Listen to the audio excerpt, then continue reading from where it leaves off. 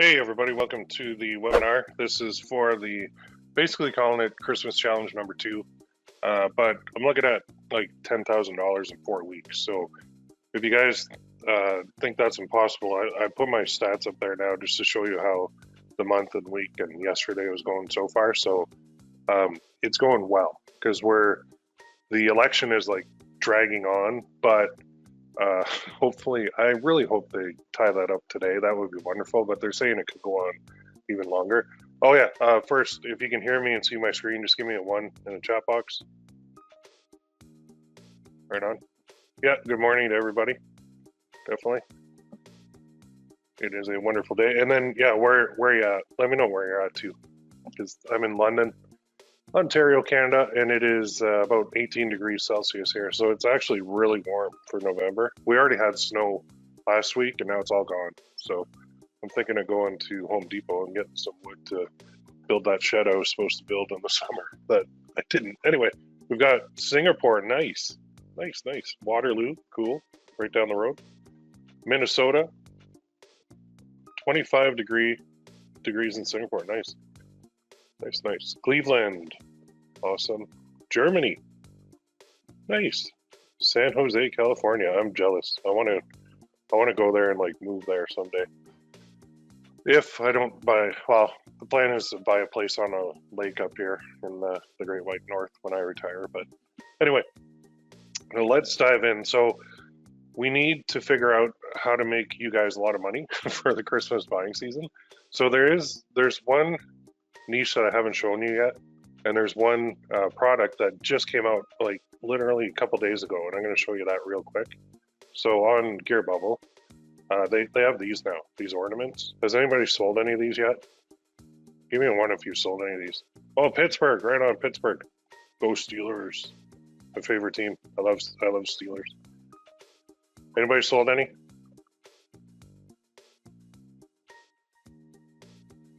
Because what I like about these is this little thing right here. We can customize them. So I'm pumped because I think we can do a lot of business with the customization on this. And you can add multiple layers too. It's not just one, it's multiple.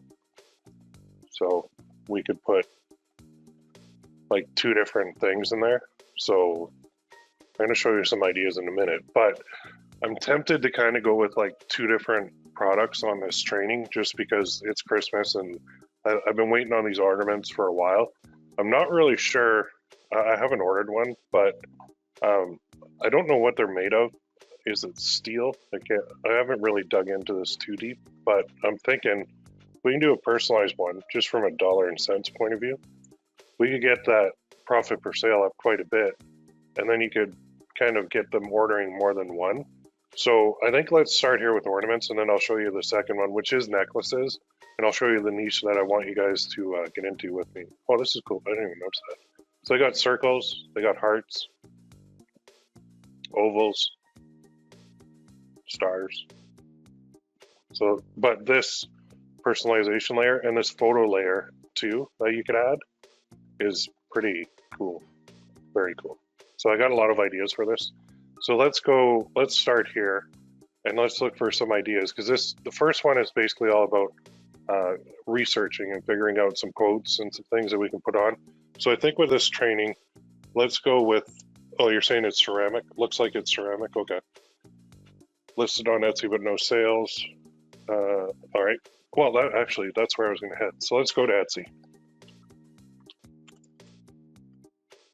Etsy.com. And let's just search for this. So we'll go ornaments. Start here and see what we can find. Right, here we go, right? Like 2020, stink, bestseller. Right away, okay, let's open this puppy up.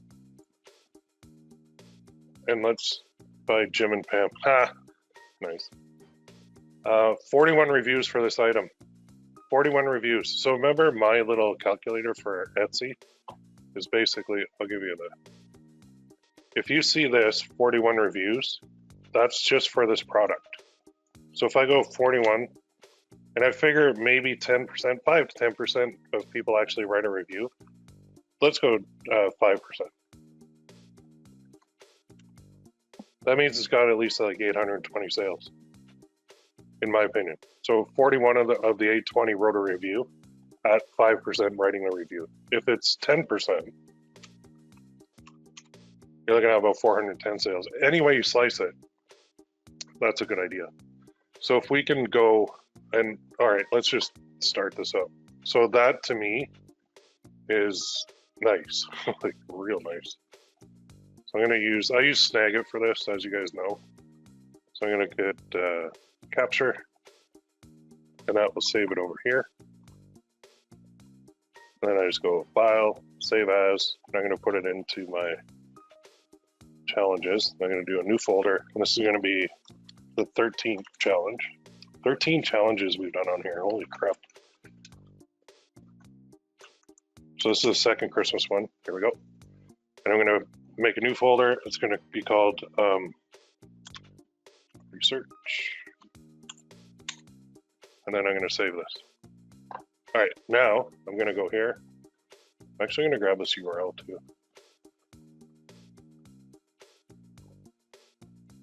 Okay, so it's got 41 sales. So now let's create our sheet. You guys have probably seen this before, but there are a lot of new people here too.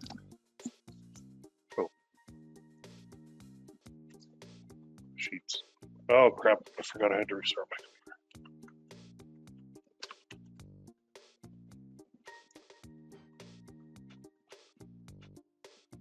Oh, I think I typed that right.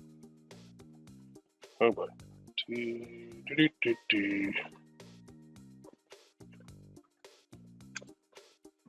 There we go. Now let's do that. Two-step verification. Open the Gmail. Okay, hang on. Open this phone.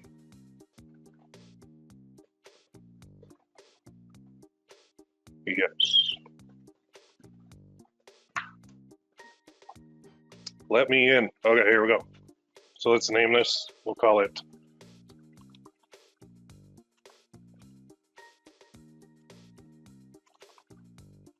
Christmas Challenge 2020. Christmas Challenge 2. Okay, here, so we're going to do this again.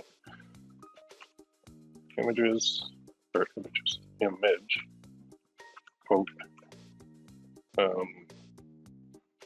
Should we do URL? Yeah, why not? We'll put that in there. Status, notes. Okay. And then we'll just highlight this all, bold, change that to white, change background to black. And then we'll go start with this, insert, image and cell, browse, challenges, 13, research, there. Now one thing, that hand I think on this one is the Grinch. And I'm not sure, and the mask. So the Grinch and the mask are not something that, I don't think I'd want the mask, I don't know. I'm thinking of Facebook ads, right? And I don't want to get my account banned. So I want to make sure that I'm doing it right. So, but I mean, 2020 stink, stink, stunk alone could be a good quote. So let's go like this, 2020 stink, stink, stunk. And then I'm going to show you something else too, because let me just paste this. I love this part. I love the research part because we get so many ideas. 41 reviews on Etsy. So at 10%, that's 410 sales. There. Let's make that bigger. All right, we're off to the races here. So the research part to me is it's super fun because we can go anywhere and we can do anything. Now I'm going to show you something. We've got a whole bunch of different, well, let's stick with this for a second. Quarantine for Life, Jeff and Kate. Oh, bestseller, boom. Love it. How many do you think this has before I scroll down? How many reviews do you think this one has? Let me know in the chat. Let's go. How many? How many? 100? 200? 300? What do we got? What do you think?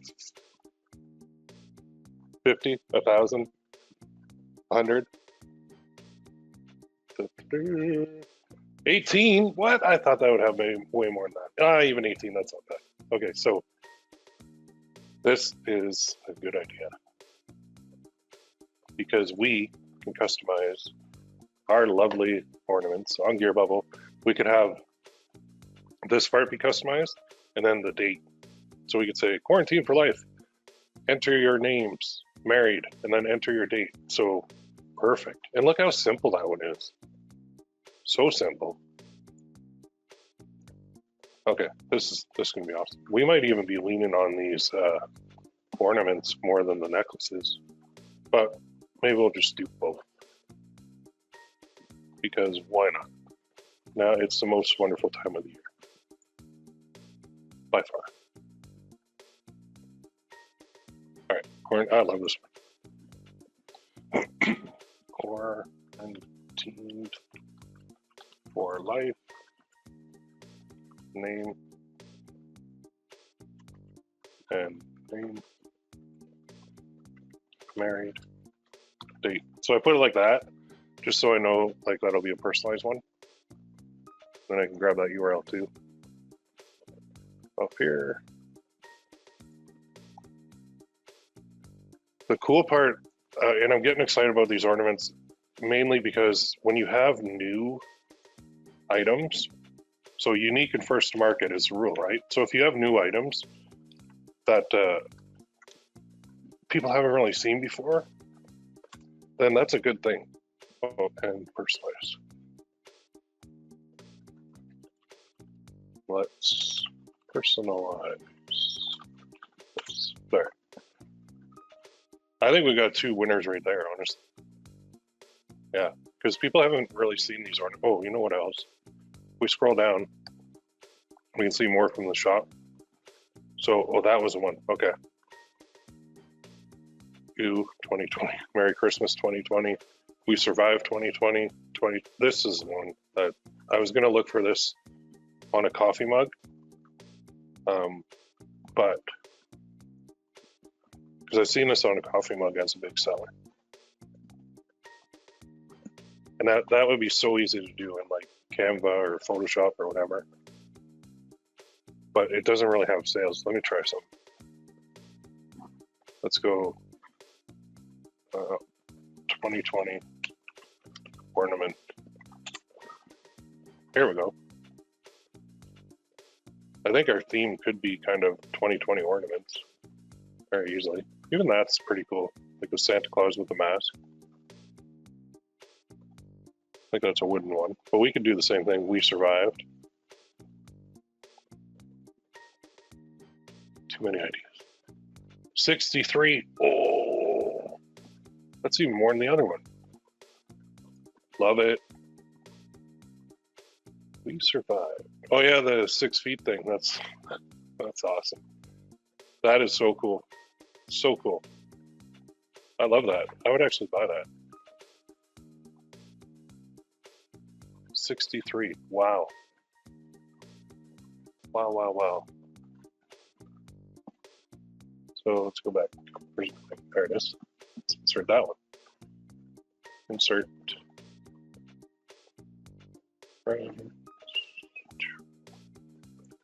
That would be so easy to do. And that's not even a personalized one.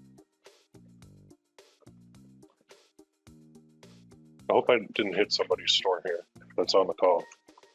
If I did, I'm sorry. We survived 2020. And then values and pending 63 reviews on Etsy. So call that 10% wrote a review. 630 sales. And then let's just scroll down here. There's so many more. My first Christmas, Natalie Jade. See that too. the My First Christmas stuff is something we can personalize. 46, though. Man, we're just on fire. We're just finding winners left, right, and center. What is up with this? I haven't found this many winners this fast in a long time. I'm starting to think we're onto something here. Okay, so that has 46. The ornament is perfect. We love it. Bigger than we expected, but it's definitely not a bad thing. Ship very quick, arrive fast. Love the ornament for my little one's first Christmas. This is the most darling ornament, made so beautifully by the designer. Came in a timely manner. My first Christmas. You know what I want to... Okay, let me do this. I think I could make that in like Canva in a heartbeat. I'm gonna sidetrack here in a second. Because I actually bought the Canva Pro thing the other day just because I was using it for something else, but I'm gonna try and make that one here. So I'm gonna sidebar after I put this in, and I'm gonna go and try and make that one. Well, I don't know how to make circles in Canva, but maybe you guys can help me. I'm a Canva rookie, but I'm a quick learner. Okay, so this kind of thing, my first Christmas, and then name, year. That's money right there. That is money big time. Penny, how many sales does this one have? This one had the most, didn't it? Oh no, 46. Okay, still good, still good. So 46 reviews on Etsy. So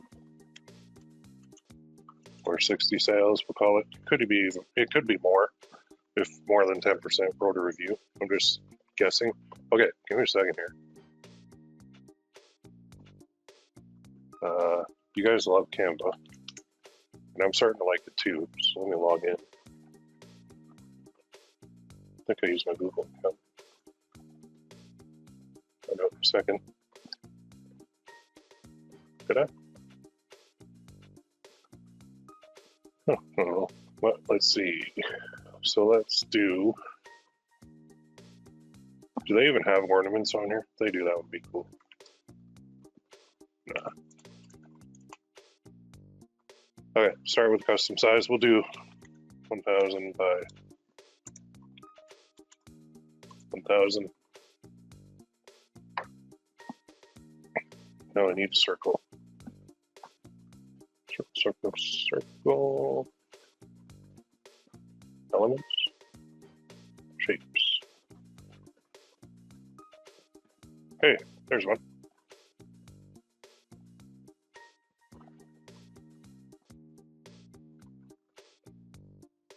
Look at that. I got a circle. Right on. Okay, what do I want to make it look like now? So I need like some of these. Reindeer, my first, and then Christmas. I'll put this over here for a sec so you can see it.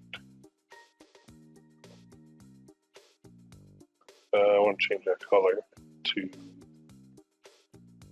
maybe off-white, like not quite white.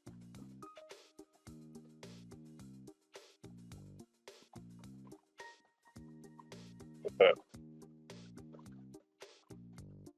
that color. There we go.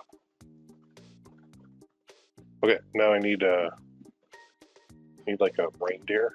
Is that a reindeer?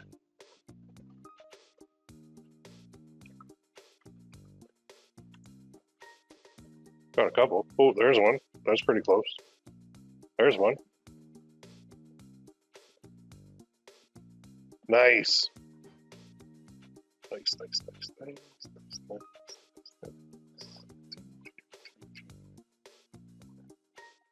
nice. Okay, and now let's get some of those nice little snowflakes.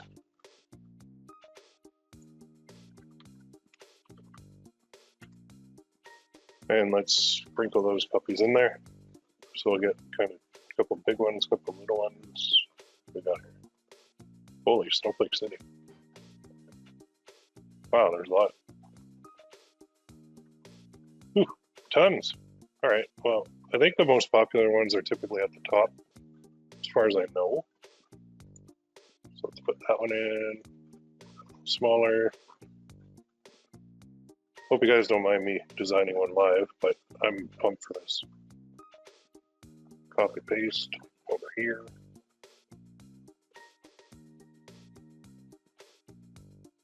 And then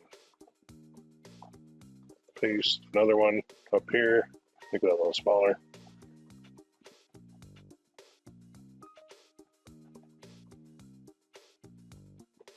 A little smaller than that. That one a little smaller. And just fill it in. That one a little smaller. A bunch of them on here.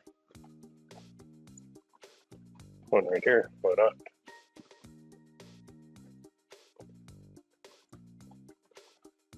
One right here. Maybe I should have been a graphic designer. Because look at this beauty I'm making. Okay, good enough for now. I can come back and add more. And then we need some text. So let's go with text. And let's go with a kind of cool looking text.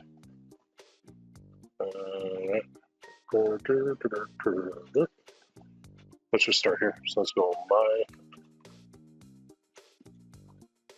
and then just change it. So what do we want? We want like a thin end. What's a good text? What do you guys like for that? Any preferences? Oh, the square is 1,000 by 1,000. Somebody was asking.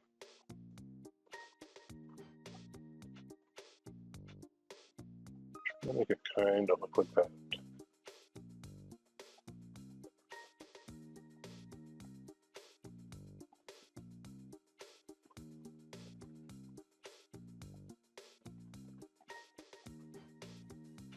Again, we can rearrange all this stuff.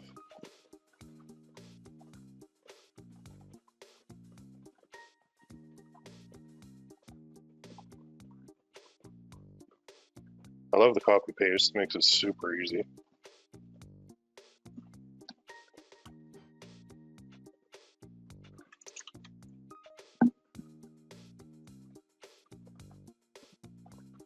First, and then we need Christmas. So Christmas, we need like a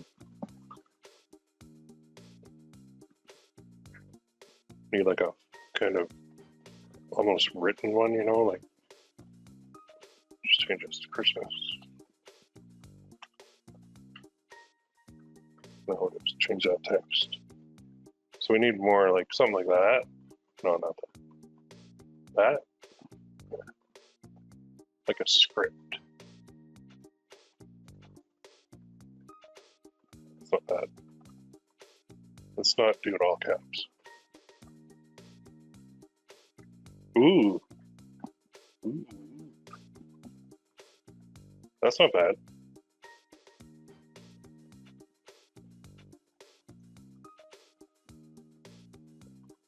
Okay, now experts here, help me out. How do I bend it to make it look kind of like this?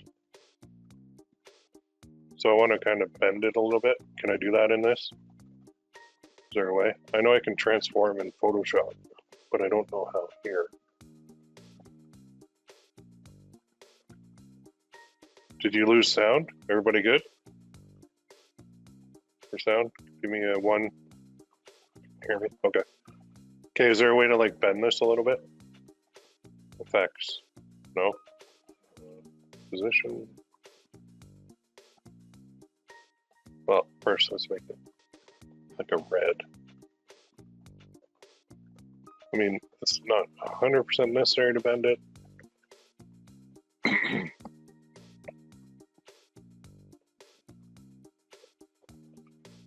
But it might look better if I did.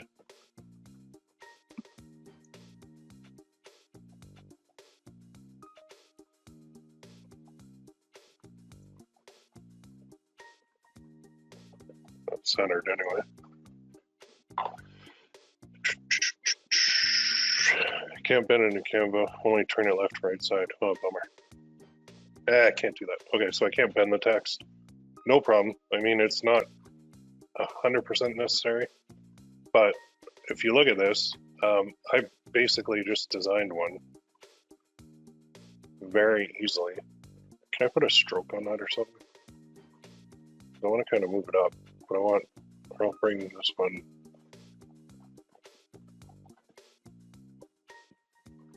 Send to the back. Oops, nope, don't do that. Yeah. Oh crap, I lost it. Wait, let's go back here. Thank God for the undo button. So this circle. Yeah, that's fine. Oh, I wonder if can I flip this? Flip. Horizontal. Just trying to get this tucked up in there a little better. No, that didn't really work.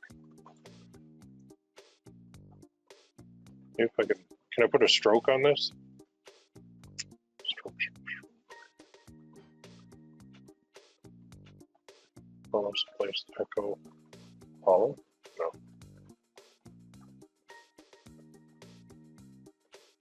Okay, well, can't do everything I want to do, but I can do enough to be dangerous.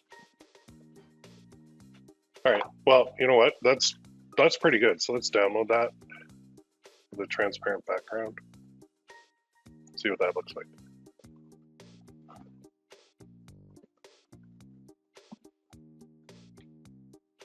Go over here. There. So I just designed that. And now I could take that easily, and I could put the name and the date here, and there's an ornament.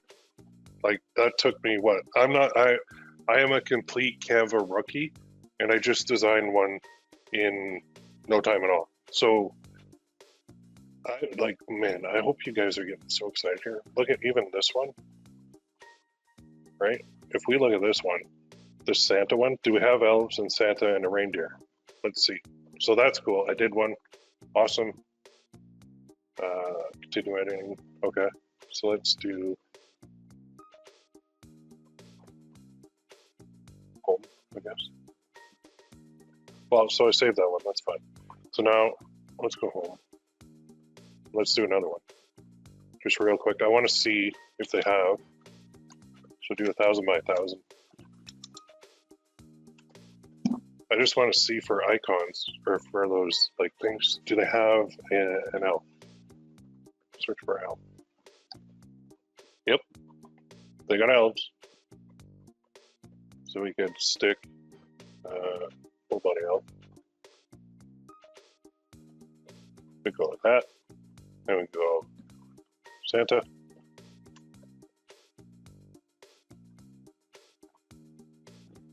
Tons of Santas. For full body Santa. Again, I'm just kind of seeing, you know, if I could actually do this. And then a reindeer. Put it like a full body standing up.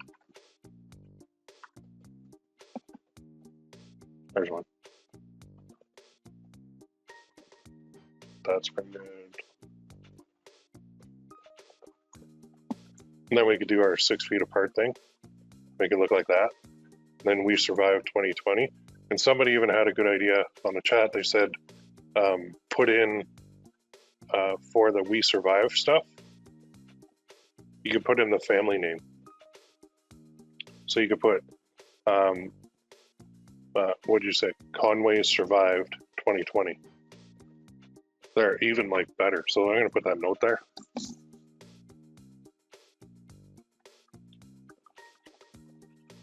Or else I switch out we for the family last name. Look at that. Oh, so awesome. So awesome. I love this. This is, man, okay. I think we're just gonna, oh yeah. I don't even really want to go to the necklaces because I'm so pumped about this. I know I'm gonna be spending a buttload of time making ornaments, but okay, I'm going to shift gears because there are so many in here, and you guys get the gist for the necklaces, okay? So, or for the ornaments. Well, let me try one thing here.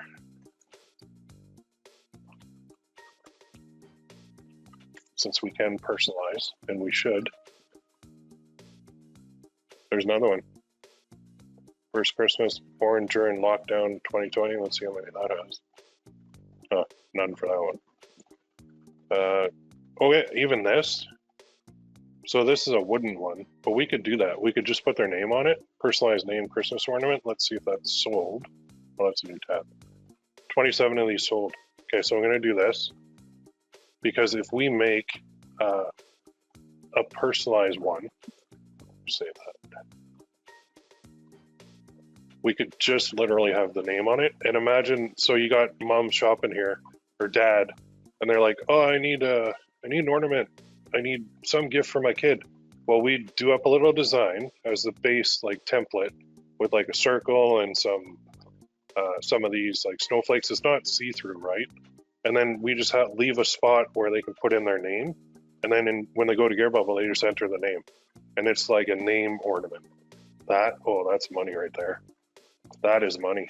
So let's grab this URL. Right? Because personalized stuff just kicks butt. Oh, why'd that go to a new window? Where's my sheet? There's my sheet. Okay, so let's insert in here.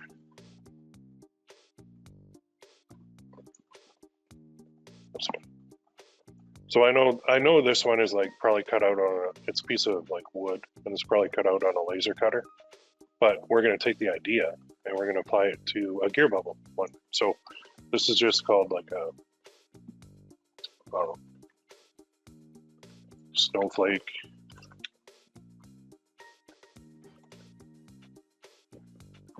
name ornament. That's it. And then we'll go pending. And how many were in there? 27. So 27 reviews. There we go.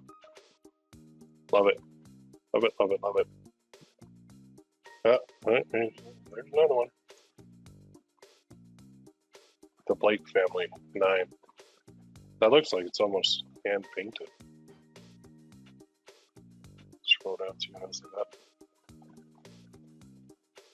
If you just go through and look at best sellers for ornaments, you'll be making a lot of money this holiday season. So those are 2020. Yeah, so 2020 and then personalized, and then 2020 is like very timely because it's been the craziest year ever. There's a cat one. We could do a cat one. So we've got sales. 28, well, there you go. You could do a cat style too. So we could just put like the cat thing. If you go to Canva, and let's go to here. Let's just delete these for a sec. See if they got a cat like icon.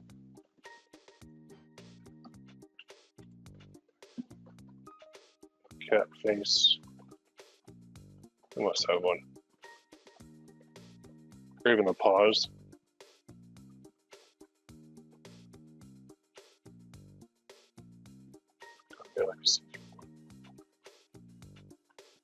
I don't know, it's not the best, but I would not make this one, but you could make like that on a circle and then leave a spot for their name in the middle. You get the idea. So the cat face is possible. Miles apart, always connected by the heart. That's cool. Dogs.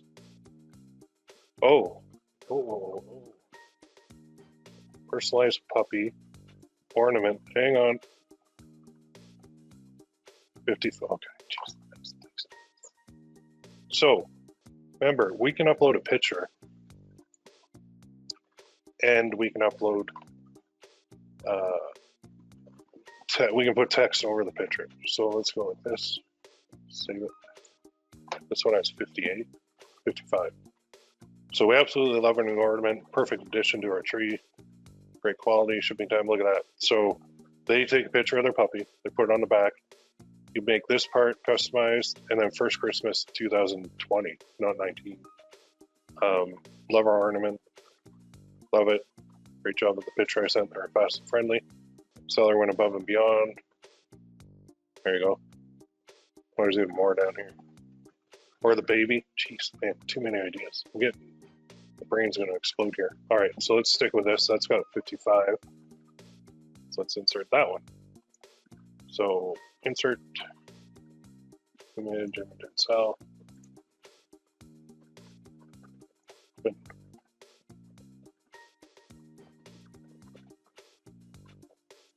All right, so here we'll have a, what do they call this one?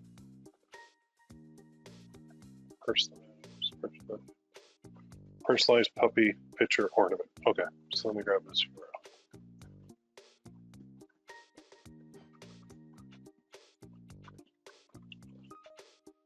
Let's call it dog. Oh, maybe they're only after the puppy side, but if we expand that out to dogs. Oh no, if we do first Christmas, okay, so 55 reviews.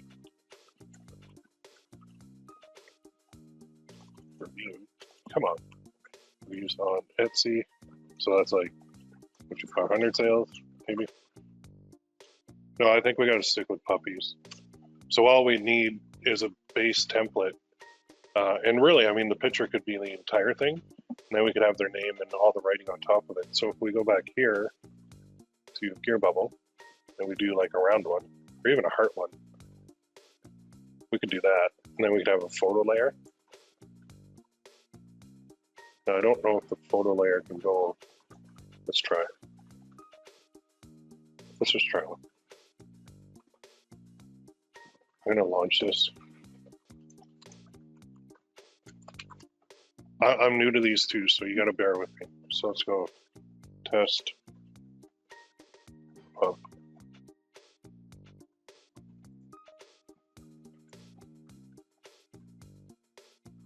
Okay.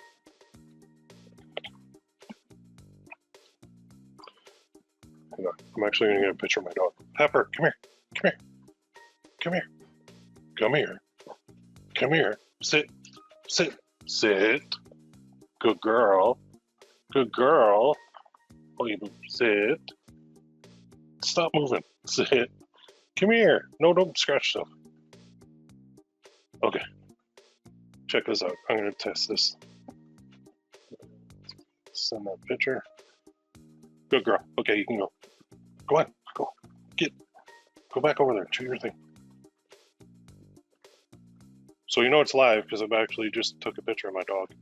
And I'm going to email it here. Just moved around. Okay. Email. Just on my phone trying to send this over. People see. Okay. And then I'll download that. All right. Let me go over here to my email. And the cool part of this too is when people are making these, let's go to view. We'll adjust this if we need to, but when we're making these, we can, they can be on their phone and they can literally just take a picture, like right away. All right. Okay. Download.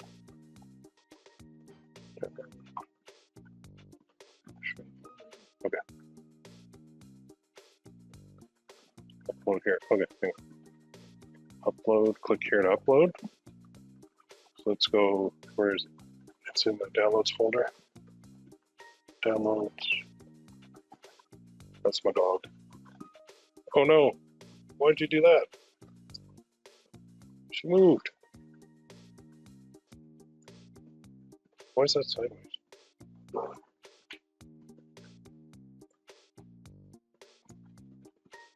Oh, maybe because I didn't do it square. Hang on, okay, let me do a square.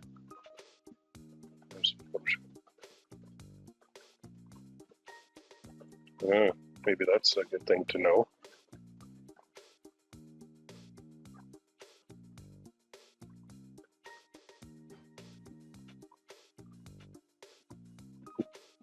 Okay, so let's do a square. So I just want to see if that makes a difference.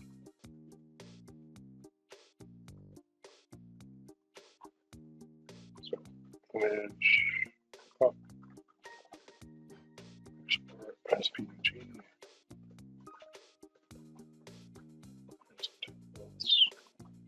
Do this. Okay, let's try that. Okay. That's better. Okay, so I guess if you do a landscape one, so you could put that on there too.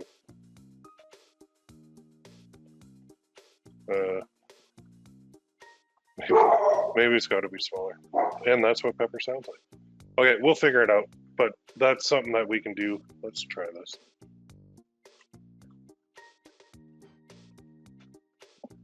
Sure this works. 20. Come on. Yeah, I'm thinking we have to make it fit onto there, but that's fine. We can just adjust the design. I just wanted to test one. I was hoping it would just wrap it to the size, but I don't think it does.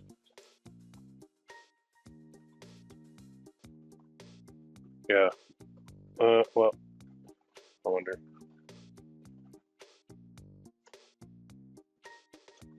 Well, maybe I'll have to buy. You know what? I'll ask them to make sure if it'll wrap it. I'll send them this, and I'll say, will that wrap it? If it'll wrap it, that'd be perfect. If not, we can just adjust our design so that it's just like a square upload of the dog, right? But some people are saying it should, if I'm within the lines. We'll see. We'll find out. Okay, but that's an idea. Anyway, I got sidetracked, but that's the story of my life. I always get sidetracked. So if it will crop it to like fit the circle or fit the heart or fit whatever, that'd be nice. But if not, I mean, it's not the end of the world because we can put like a little frame on there and then we can upload a square into the frame and then we can have the name and then First Christmas. So we could do something very similar. It's just it would be like a little bit different, that's all. So if it's not going to crop automatically on Gearbubble, that's okay. We'll figure out a way around that. So still a cool idea, very cool idea. Okay, I think I'm going to be focusing on these just because these Christmas ornaments right now are just kicking butt. I've only gone through Etsy and I've found a ton of them. So what we want to look for is like the bestseller ones and the ones that have like sales already is what we're after. So personalized stuff too is kind of what we want. Here's another one, like First Christmas married, like nice. So we could adjust something like this. Are there any sales? Oh, we just hit the jackpot, ladies and gentlemen. 200. I mean, that's sold over like 2,000. Okay, we're doing ornaments. Yep, that settles it. The world has spoken. The internet has spoken. Etsy has spoken. Yeah, my God. Wow. 200. So we'll do up a little design. If we can't have it crop, it doesn't matter. We'll do a little square. We'll have a picture of the bride and groom, Mr. and Mrs. Blank, 2020. Ooh, gold. We're going to make so much money. I love this.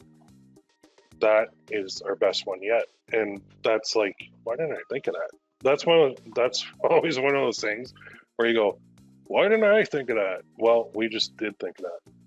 So yeah, nice. Be engaged, man. Perfect. So this is personalized, engaged. It doesn't even say First Christmas.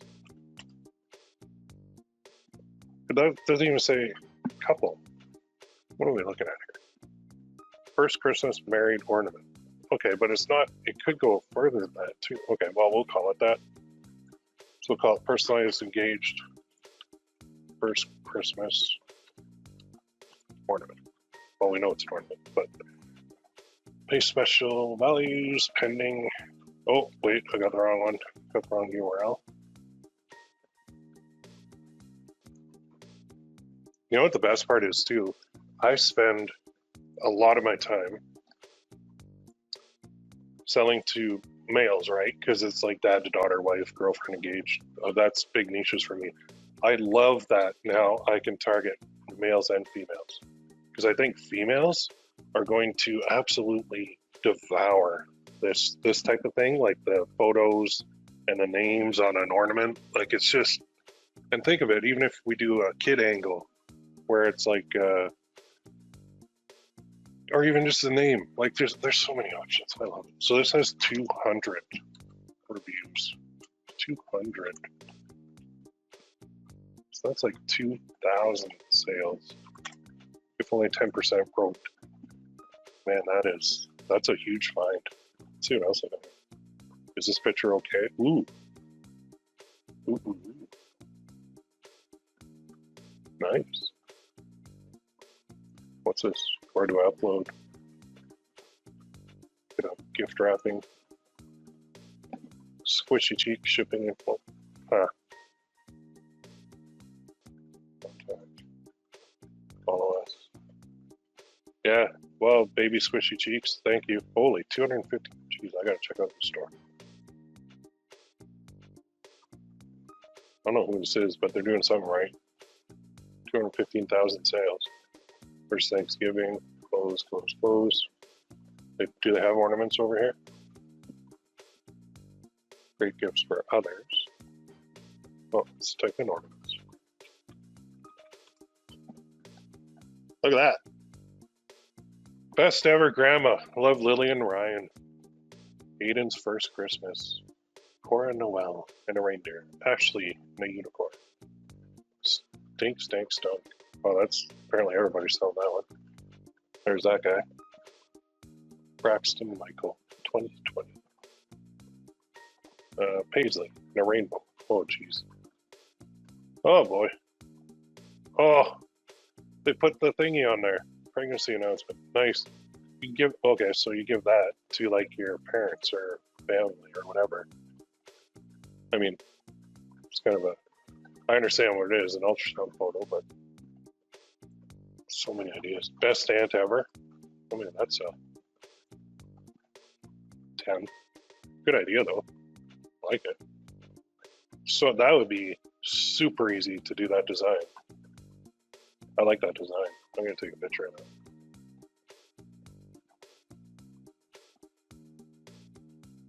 Yep. Hey, need a gift for your aunt? Here you go. She will love this and love that you thought of it in such a kind way. So all of our stuff that we usually use will just totally transfer right over into ornaments, like huge, big time. There. So best aunt, best uncle, best sister, best brother, best mom, best dad, best stepmom, best stepdad, best grandpa. Man, best ever aunt, love, name, 2020. That's gold. Gold, gold, gold. Where did that go? Where was it? Come on. There it is. Grab that URL. Paste special. Values. Anyway. What did that have? That had 10 sales, eh? 10 reviews.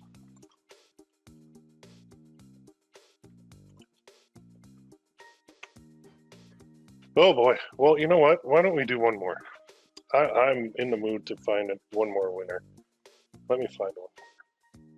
Let's see if we can beat 200 on that one. Family name. 9. Not bad. Not bad at all. Keep that one in mind. Let's try and find you. Oh, that's a cool. I like that. I just like how minimal and clean that is. No sales, but I like the design. So I'm going to bookmark this store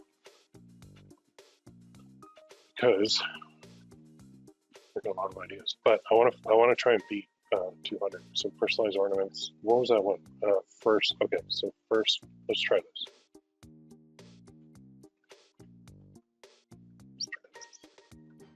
Narrow it down a little bit. Come on, 200. We gotta beat you. Daniel's Merry Christmas bestseller 31. Okay. Oh, let's see.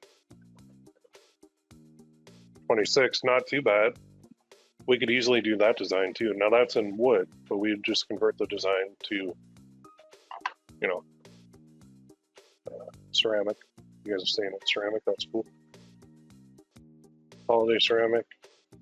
That'd be tougher because there's a bunch of different people in there. The wood family, it's not a bad idea. I think the 74, ooh, okay. 74 is not too bad.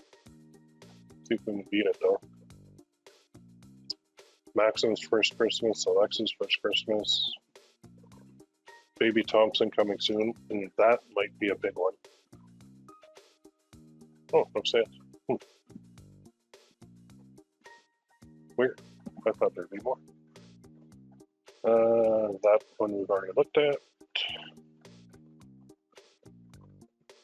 Molds. Oh, there's the idea. That somebody was saying put the name on it. So there you go. So yeah, that's a good idea too. Merry Christmas 2020. COVID 15 there. I think what we're going to find, personalized engagement coordinate. No, I can't do that. It's got a calendar. It might be, I'm thinking the 2020 stuff is going to be where we're going to find a lot of really big sellers. Let's go.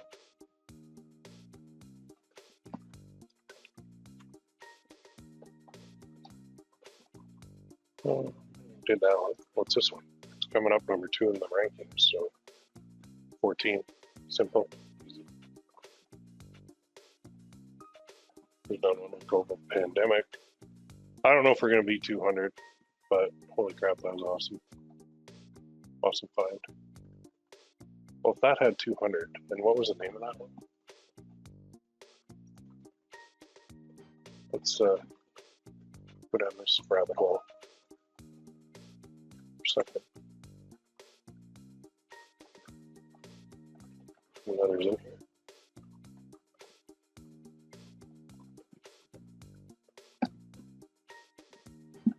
Well, this has, that's a lot.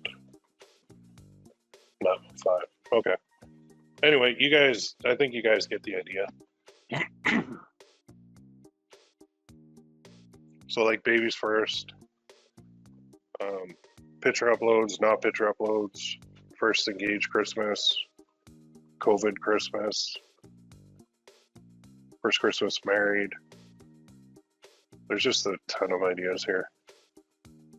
We survived 2020. Toilet paper roll. Well, let's just go, instead of 2020, let's go back here. So we're finding some big ones in here. Just look for the best sellers first. First pandemic. We survived 2020. And if it's got a bunch of reviews on the shop, odds are they got a bunch of sales on the necklace. Or necklace, I keep saying necklace. Maybe it's COVID outside. Nice. That's fun. All right. I could go on forever, but I think we are going to focus on these. So the 2020 stuff, the personalized stuff, the first Christmas stuff, the picture uploads, the dog stuff. Man, we have so many ideas here. Okay, are you guys pumped for that? Because I am. I can't wait to get going on these. I'm going to start running these through. Oh, somebody just sent me one. 200 review product. Hang on. Thank you, Kenny. Ah, ha, ha, ha. You're awesome. Awesome. Take a picture of your house, upload it, and change your name. There we go. That's pretty sweet. Good idea. Thanks for sharing, man. Save that. And custom home ornament, housewarming gift. Okay. Go here. Go here. Must have had 200. Sorry, I have an oak tree in the front. and I've got squirrels that just drive my dog nuts. So she will, Pepper, hey, come here, come here. Pepper, come here. They sit there and they tease her because they know the window's there. Okay, so what was this? Our home, and then name, and then established 2020. That's awesome. Thanks, man. Good share. Good share. So we can do our own version of that very easily. And it said housewarming gift too. That's like 2,000 sales right there. Yeah, very cool. How'd that one go? Oh, over here.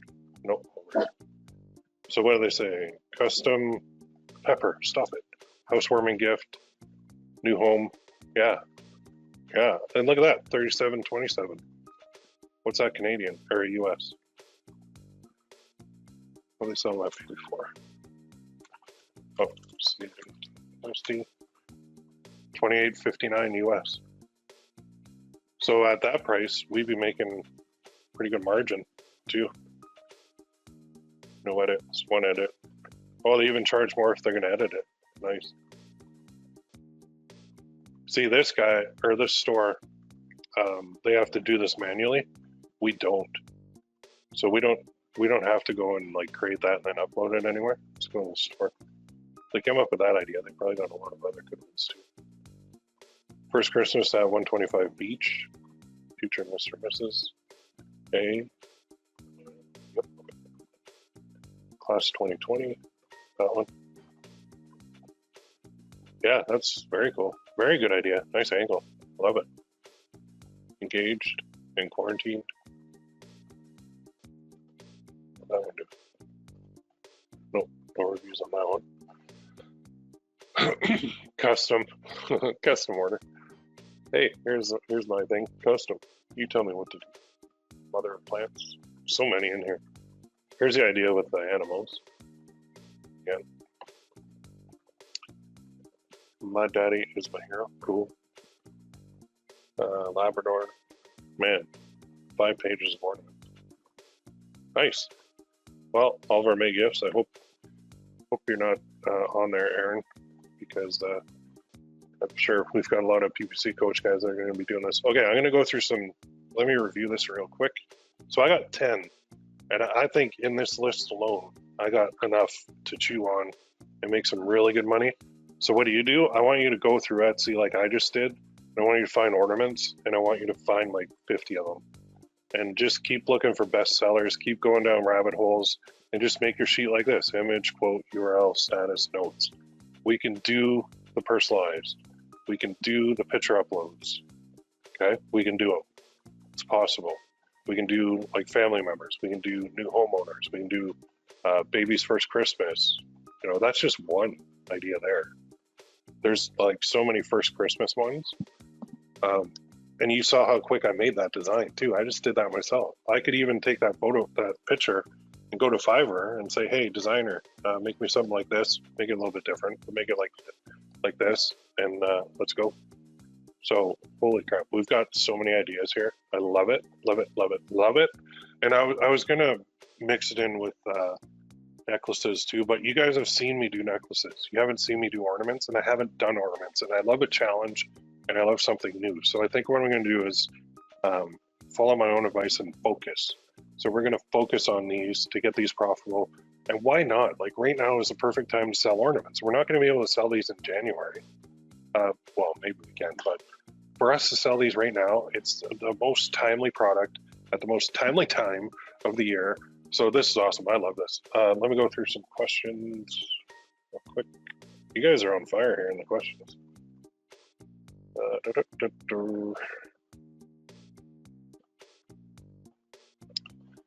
don't think you can pin it. Can't pin it. Downloaded a free app called Add Text, and I bend the text in that app, then send it over to Canva. Oh, okay. Well, like if I really wanted to bend that text, I could do it, and I could take that thing into Photoshop and just adjust it all I want very easily.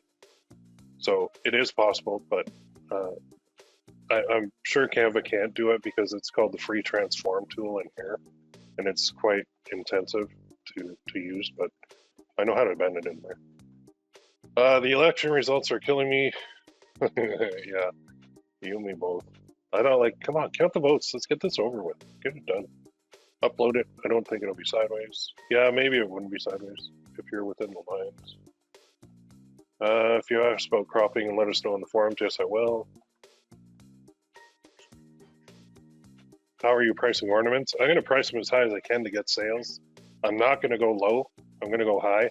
So if I just saw that one guy was at 29 bucks, 28 US, I'll go, maybe I'll go the same as Next says. You know, why not? If it's personalized, go 39, 39.95.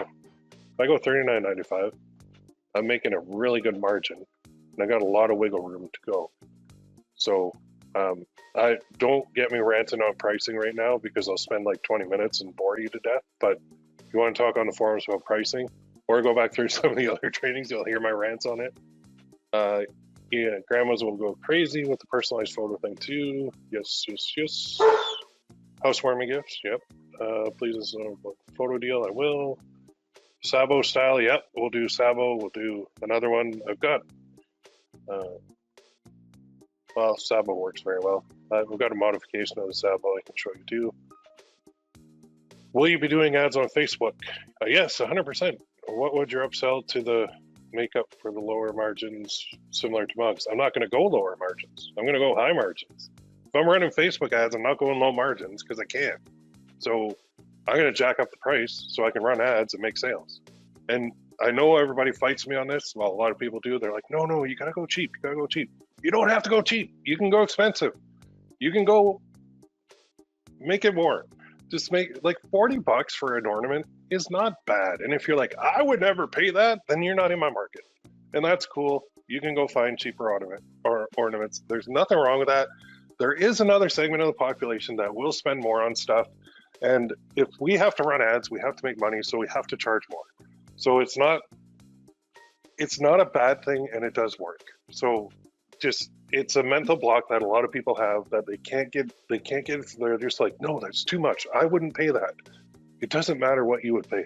It doesn't matter what you would pay. It doesn't matter what you would pay. There, I've said it 3 times, I'm done. It matters what somebody else will pay. Okay, good. I understand how to find models, but how do you decide which ideas and how many to test? Okay, well, that's why you're here. I mean, we're going to go through testing on the next one. So I'm going to get, you can do the designs yourself once you go through your research and see how many you're going to test. The more the merrier. So if you test 10, the odds of you finding a big winner are very, very good compared to you testing 1. So for me, if I test 10, I know I'm probably going to find a big winner out of those 10. If I test 2 or 3, the odds are against me to find a big winner. Like mathematically, it's about 10% that's going to be a big winner. 30% are going to get sales, but 10% are going to be like a keeper. So 1 out of 10. So if you're shooting for anything, shoot for 10 tests. Okay? And I'll show you how to test. I'll show you how to do all that. How would you target? Oh man, that's like, I'll show you how to target. It's depends on the ornament, but we'll target. We'll go through that in the next one. Would you put these on Etsy or just use Gearbubble or Gearbubble Pro? I'll be running them directly to Gearbubble, so I won't be. If you want to put them on Etsy, go for it. The only problem I have with Etsy is it's customer service. I don't like it. So if you want to put them on Etsy, go for it. I'm going to be running these like I run my necklaces. I'm just going to be switching the product. To put on a mug for an upsell? Yeah, absolutely. Why not? Can we do those on Teespring or just Gearbubble? Wherever they have ornaments, I guess you can do them. I'm not sure if Teespring has these, but I'm going to be teaching Gearbubble because I want to crack that 7-figure mark this year with Gearbubble. So that's my goal. After you collect 50 examples, how do you decide which ideas to test? Look at the reviews and sort it by which one have the most reviews. That's your starting point. So if you have 3 of them that have 200 reviews, I'd be starting there because Etsy's telling you those things are getting sales. How many ornaments would you create or have created to start? I haven't created any yet. This just got released like last week, so I was excited when I saw it. And I was bugging them to get these up and running, and I mean, it doesn't matter what I say, but it's just awesome. It's a new product. It's super timely, and I haven't really sold any yet because I haven't really run any yet because I'm going to run them with you guys. So I'm going to hit a big winner. I know that because I know what I'm doing. I'm going to show you guys how to do that too. So all the questions about testing, about targeting, about how many, about all that, those are great questions. I hope I answered a couple, but if you're not sure, if you want more clarification, hop on the forums, make a post. I'll help you out there. And then on the next training, I'm going to show you how to like launch and test these. So your goal now is to get all your research done, kind of sorted by the ones that got the most reviews for the product, because those are the most popular ones. And then those are the ones that you want to get designs done for. So if you want to get just a couple designs to start, you can do it yourself or you can outsource it. I just showed you how I would do it myself right now with Canva, super easy. Or you can outsource it. You can go to Fiverr and you can pay like peanuts to get a design done by a pro. So in our case, because we're going to be using, I think, a lot of picture uploads and at least custom text. The one thing I've noticed with picture uploads on other products is sometimes people don't want to take that step, or they're scared of privacy or something like that. So that is the one downside of picture uploads, or they don't fully understand how to do it, or they don't fully understand, where's that thing on my computer? Like if I tried to get my mom to do a picture upload on my computer right now, we would be here for 3 weeks if I didn't help her. So think of that too, that sometimes if you make it simpler, it's a little bit better. And if we just have like one spot to put like one name, it might convert better than two customized name spots and then a picture upload. So that's 3 items that they have to go through. So that's kind of like a sidebar, but we'll test it all to see. Sometimes the fact that they have to go through the extra steps to get the picture up and get it right is a benefit, and it will actually convert more. I mean, when you personalize stuff too, the other huge upside is you can charge more because it appears that it's harder to do than just a generic, just pump out these same design, blah, blah, blah, blah, blah. As soon as you throw personalization in, they'll pay more, right, for it. So that's a good thing. What would you estimate your budget need to be to test 10 to 12 ideas? I give them $100 each, so $1,000 to $1,200. If you don't want to test that much, you don't have to. That's just what I do. Thank you, Will. You are amazing. Right on, huh? Tell that to my wife. I love it. Will they ship to Europe too via Gearbubble? Yeah, they go worldwide. So absolutely. And you are from Germany, who asked that question. So I'm jealous because you can actually make German ones and list them on Gearbubble and target the German market, and you're basically going to be all alone with like Gearbubble ornaments in Germany. So my last name is German, but I don't really speak German. I wish I did, because if I did, I would totally be targeting Germany, because you guys have money and you actually buy a lot of stuff online. And if I spoke German, I would be all over the German market, all over it. So you are in a huge disadvantage over the rest of us, because we're going to be going worldwide, but I think most of us, well, like 99% are going to be going English only, and that's where all the other marketers are too. So if you can carve out a niche in the German market with the German language, man, I'm jealous. I would love to do that. I'm trying to learn how to speak Spanish. Well, I say that, but I haven't really taken any steps. I mean, I watched Narcos without the subtitles on to figure out Spanish. Anyway, if I could speak Spanish too, I would do the same thing. I go after like all the South America countries, because a lot of marketers in the US and North America are targeting worldwide in English, and they just don't go to other languages. All right, I've never sold with Gearbubble. When a sale is made, how long before you send the funds deposited to your account? Okay, so good question. With Gearbubble, you can make withdrawals every day. So the way I'll show you is to set it up. In the next one, I'll show you how to launch these and set them up. We're going to have our campaigns end at 10 o'clock every night. Now, when I say end, I just mean the production for that day. That count is going to end at 10 o'clock. So by about 11 o'clock p.m., you can request withdrawal from Gearbubble from your account to your PayPal account, or even better, they'll do a bank wire to your bank account. So if you go PayPal, it's fine. I basically alternate between PayPal and bank wires. I do it daily. Every day I go in and I request a payment to go hit my bank account. The wires usually hit within a day. PayPal could be a day or two. For me in Canada, if you're in the US, it's even faster. So you put money in there. I have my Facebook ads payments being paid from my PayPal account. So I'll send money from Gearbubble that I make to PayPal. Facebook will take the money out of PayPal to pay for the ads. I'll just withdraw the rest of my bank account from PayPal. So the only problem with me is when I withdraw from PayPal, that I have to withdraw in Canadian dollars, so I have to accept their exchange rate. So the way I work around that is I do a bank wire from Gearbubble to my US dollar bank account. So I always keep it in US dollars. Gearbubble charges a $17 fee to do a bank wire.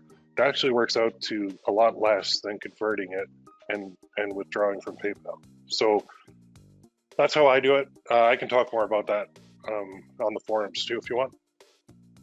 So for cash flow, that's how you do it. You withdraw daily. Do you need separate pixels for ornaments? Well, yeah. I mean, I go with niche pixels. So if I'm doing first time babies, that's going to get a pixel. If I do a homeowner one, that's going to get a pixel. If I do personalized name ornaments, that's going to get a pixel. So pixels, it's just tracking, super easy to set up. There's nothing to it really. I'll show you guys exactly how to set up your pixels and how to set up your tracking too. So that's coming. That's coming in the next one. As you can see, we're already way overboard, but I got excited, sorry. I can't wait to really pump out a bunch of these ornaments for Christmas. Like this is just, it's like when he launched that, I read the email and I go, oh man, this is gonna be good. All right, I'm gonna close off with that. The forums are open. I'm available. Every morning I go in and I look at new posts and I just go through and answer them all. So you've got me in there too. The next live training is Thursday at 10, and then the third one's Thursday at 10 after that. So we will see you guys. Yeah, I'm psyched too. Right on.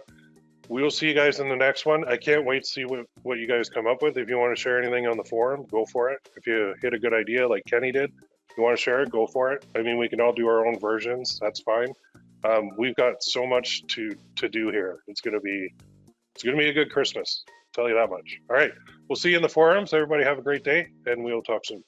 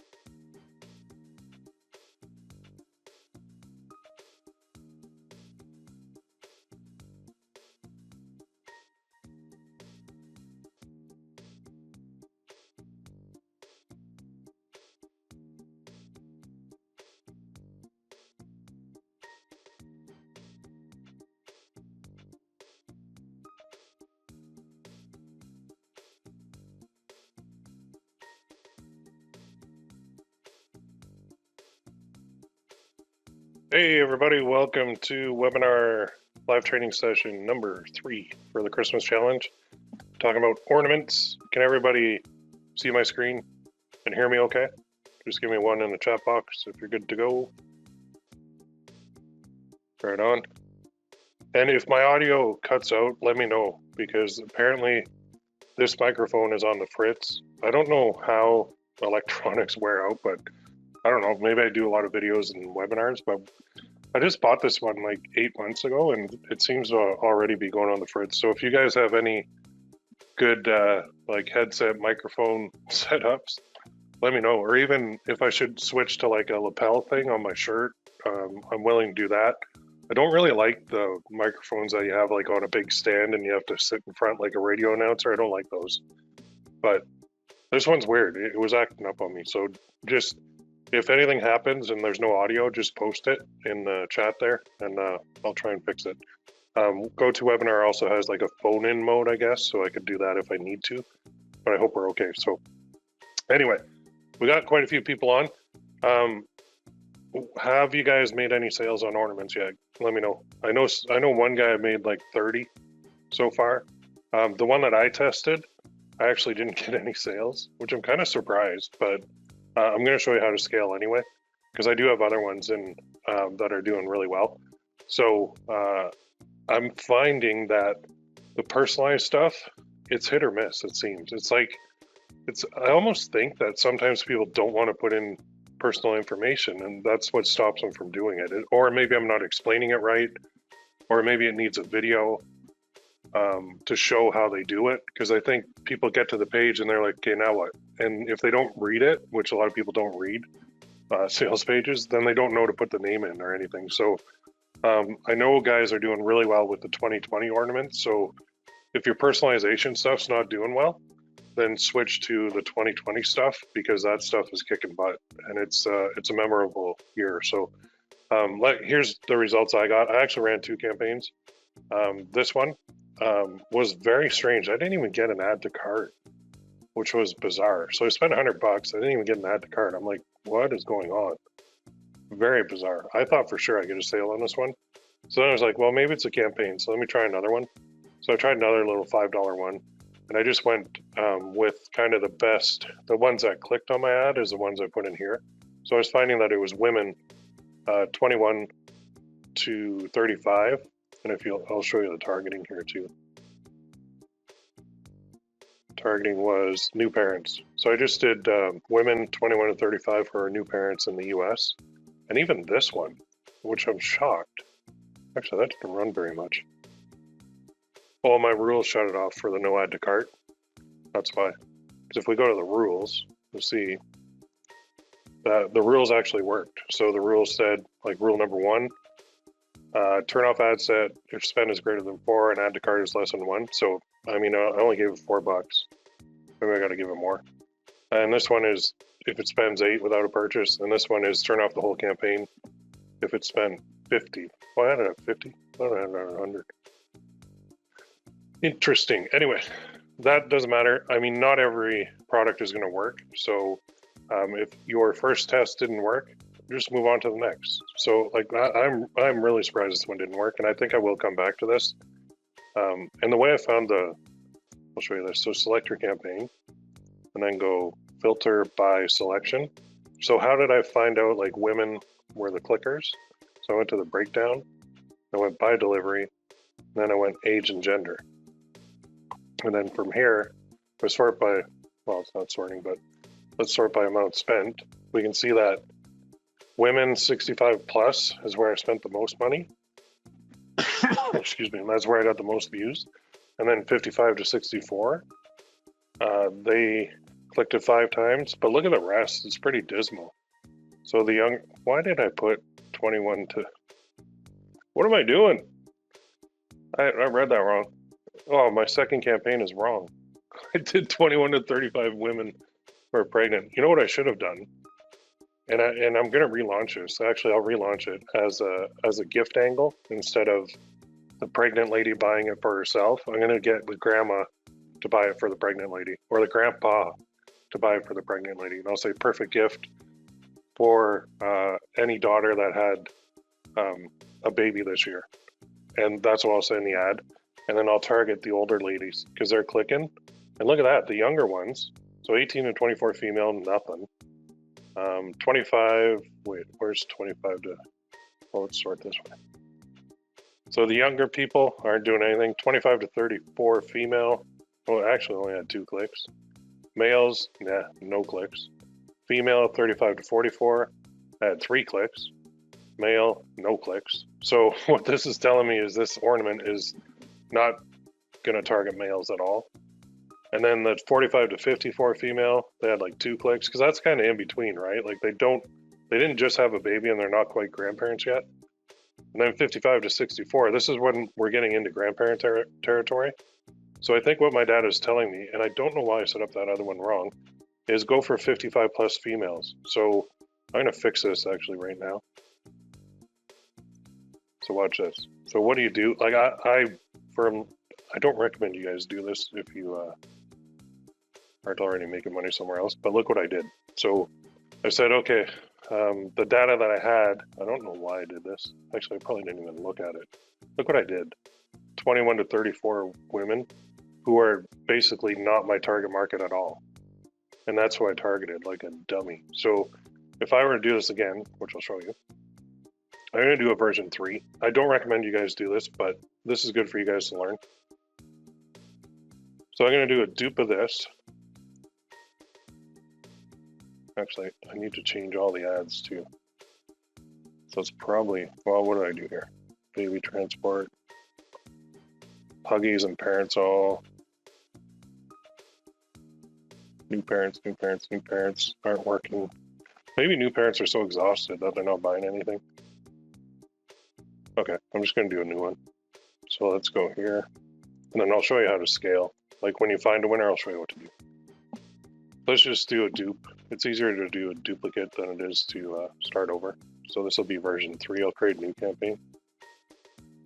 So I'm going to dupe the whole campaign. I'm going to delete the ad sets and just edit. So this is going to be, this is my copy. This is version 2. I'm going to go November, where is it, the 19th. With that word copy, and then check my settings, conversion, CBO is off, good. And then I'm going to hit the X. I'm going to go into this one. Oh, let's change it to number 3. Version 3. There we go. So now I'm going to go in here, and I'm going to go to any one of these because I'm just going to edit it.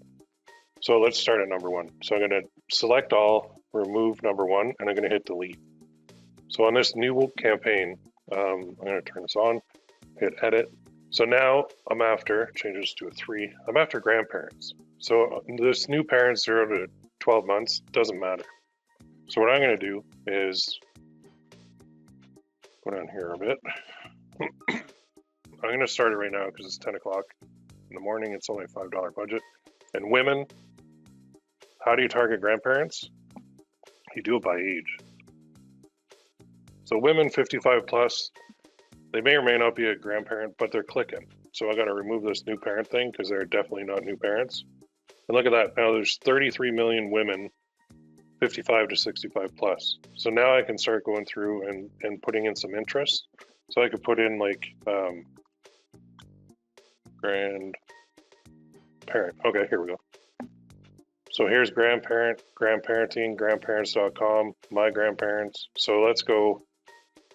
I don't know if a grandparent would be interested in grandparents, but let's try this instead. Grandchild, okay, that's better. Although it's pretty small. Family. So how do you target grandparents? You go demographically, okay? So demographically, grandparents are 55 plus, and there's 33 million of them at that age. Now, we don't know if they have kids, and we don't know if they have grandkids. We're just playing the odds. So percentage-wise, I mean, not every single woman who's 55 plus has a grandkid, but maybe 70% of them do. So now we're playing the odds, and we're going to subdivide this demographic however we choose. So now we can say, okay, here's women 55 plus, there's 33 million. That's pretty big. I mean, I could do just this, and I could just duplicate it 9 times. That's one option. Or I could start subdividing it. So if I start subdividing it, I'll go with things like, here, like what do grandparents do? Well, when I think of grandma, I think of knitting. So that brings it down to 3.8 million women in the US who like knitting. So I'm assuming these are grandparents, and I'm just assuming they like knitting in order to break down the huge 33 million down to into a smaller chunk. So maybe I can find a pocket of interest with these people. So let's go up here and let's put knitting. And let's go November 19th. and change this. I don't even know why I did that. So this is 55 plus women. We'll leave that 5D on there so our rules will kick in and handle this. So there's one. So you're saying, well, how the heck is that targeting ornaments? Well, it's not. I'm not targeting the product. I'm targeting the person. I'm targeting the buyer in this case. So now I do have to change this because instead of want to remember their first Christmas ever, this is it. Here I need to shift this to a grandparent buying it for their grandkid. So we can't really say, is there a new one? We can't really say, do you have a granddaughter? Like, we can't say stuff like that. We can say like stuff like this. Perfect. It doesn't even have to be a granddaughter. They could have a grandson or a granddaughter, which is even better. Love that. Perfect.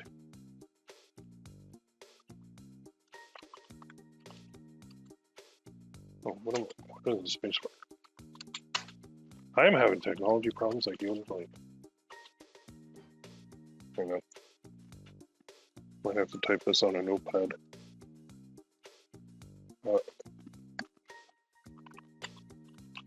Yeah, my space doesn't work on Facebook. Okay, well, let's just delete the whole thing. So I'll go like this. Ornaments solution. Cut. Okay. So let's go. We can't say, did your daughter just have a kid or did your son just have a kid? We'll put perfect way to remember first Christmas for a, because I can't say for your, so I'm going to say for a grandchild. There we go. There, this personalized ornament is the solution. Put your grandchild's name and birth date on it. Customize one now. It makes a great gift. There. All right, so up here we'll put, let's just say I'm going to copy this. I'm just going to change one thing. So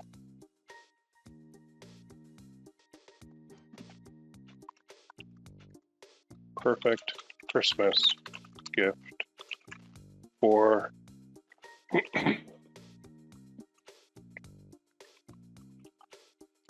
for your grandchild. Or you know what? I'm not going to say your.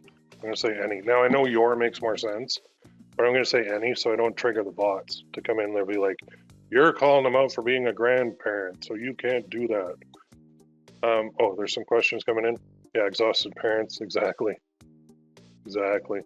I don't think we would have had a Christmas. If it wasn't for grandmas, I don't think we would have had a Christmas. Nice. So how would you target the grandchildren? Just general demographics, 35 to 45 or something like that?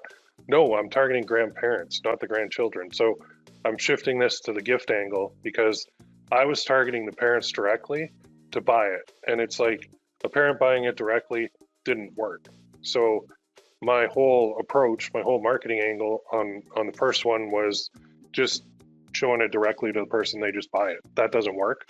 So now I'm going to go to the grandparents and get them to buy it and give it as a gift.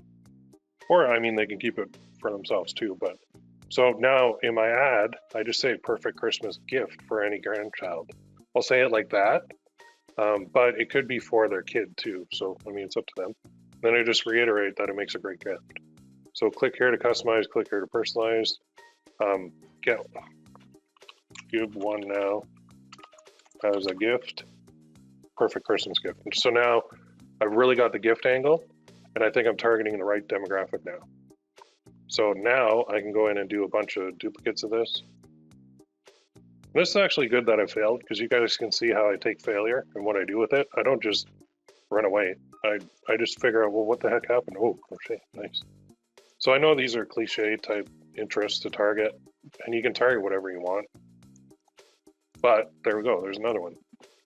So crochet just breaks down that category, that demographic even further to 2.5 million.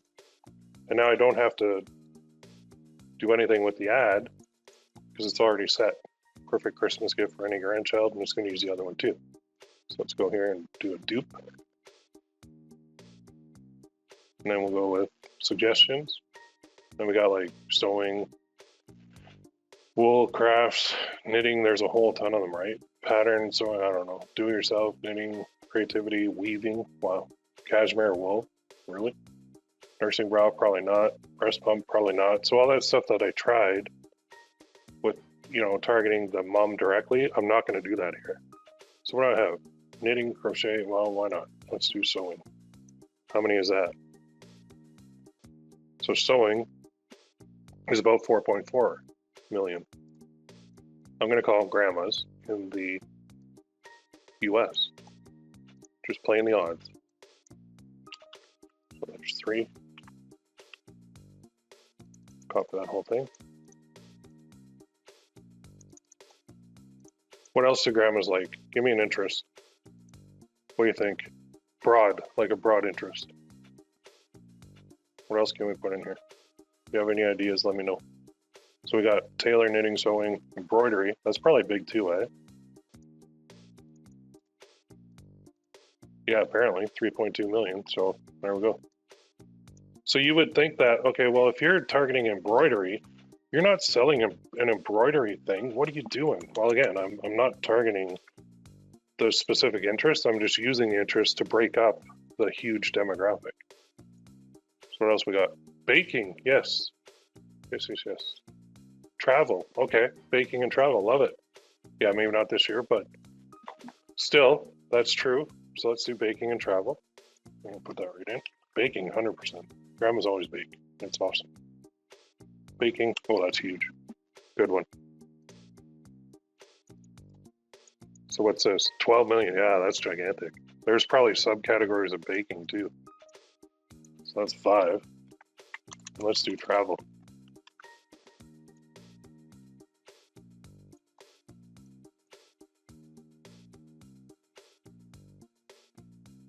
Let's put down here, change that to travel. Frequent, international, travel. Let's just do travel as an interest. It's probably huge. Whoa, 24 million. Eesh. That's big. All right, you know what? We're going to try it.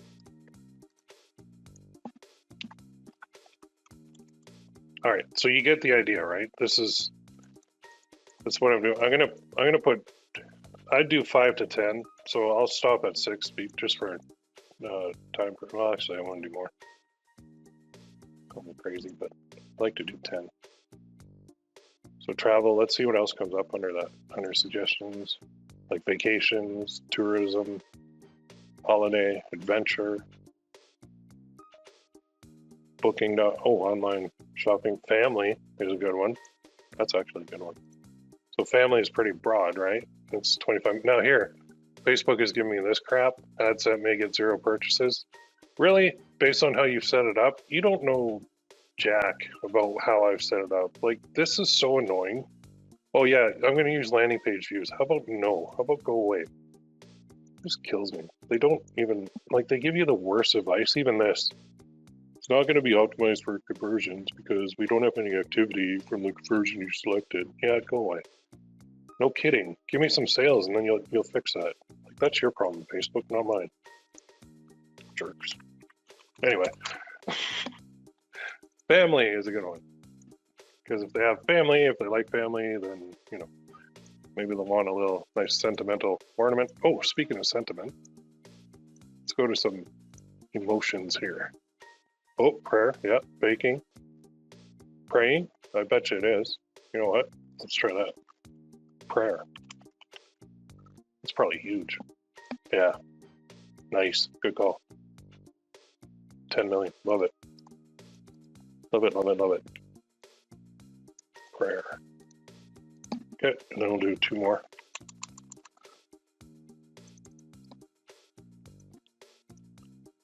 If I could sit here and just set up campaigns all day and not have to worry about anything else, I'd be very happy. I actually enjoy this. I find it very soothing.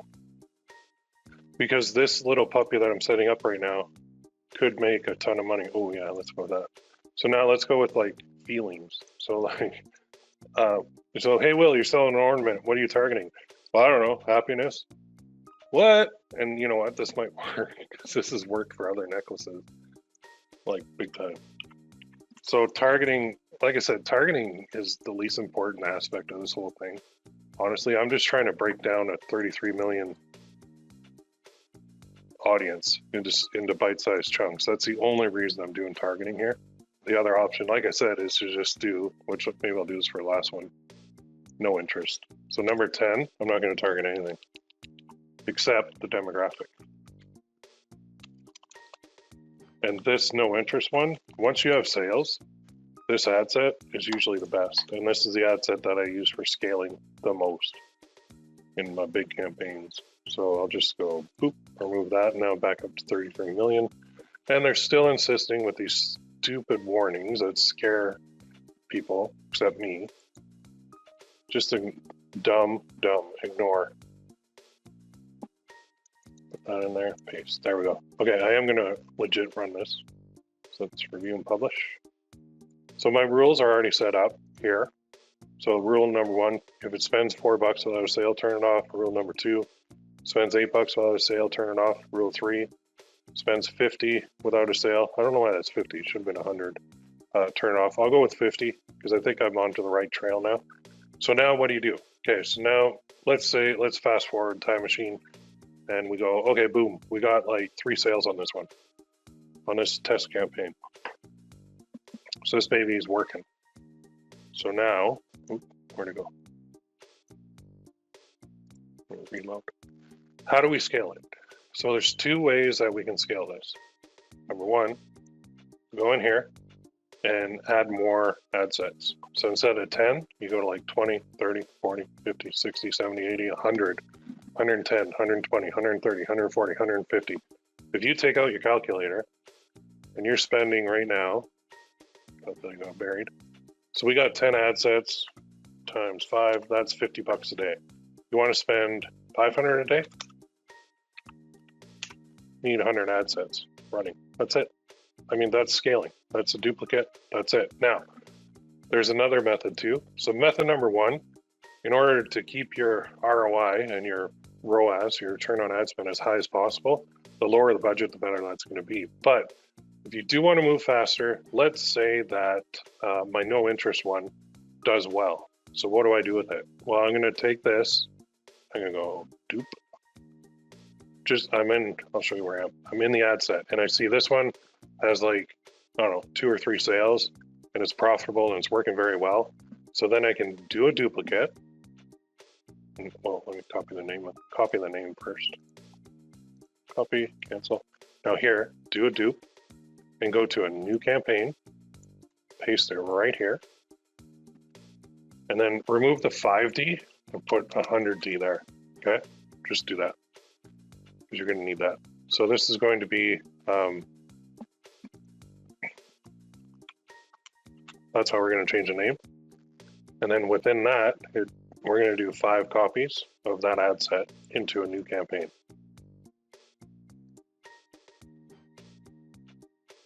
All right, now I'm gonna go X out of here, I'm gonna go back here. So now what I did is I went into this is like my base campaign, right? The $5 ad sets in here. I took a winner out of here and I did a duplicate into a CBO with 5 ad sets that are duplicates of each other. Now what I'm gonna do is edit this. So I'm gonna scroll down. I have to turn it on to a CBO. I have to set the budget at $100 a day. So this CBO campaign that's separate from the $5 ad sets is going to get a $100 budget a day. And then I'm going to go in, X out of here, just click on this. Now all of these, I need to change that 5D to 100D. So that's 5D copy. I need to change that to 100D because I got to run some rules on this. So let's go.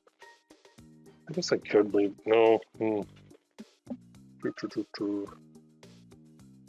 I could leave the same rules or I could adjust them upwards a little bit, but I mean, it's ornaments, so I want to be careful here.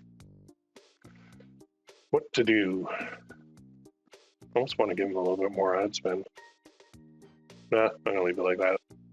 So the 5D rules on the ad set level are going to apply. So again, if it spends $4, if say this ad set spends $4 and doesn't get an add to cart, then that's going to shut off.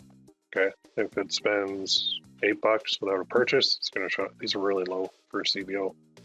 And if the campaign spends $50 without a purchase, it's going to shut off. But I should probably change that to 100 too. So I'll leave it at 50. So this will keep everything in check. Now what you're going to find is basically 3 or 4 of these are going to be paused pretty quick. One of them is most likely going to get a sale right away. The rules are going to kick in and eliminate the other ones.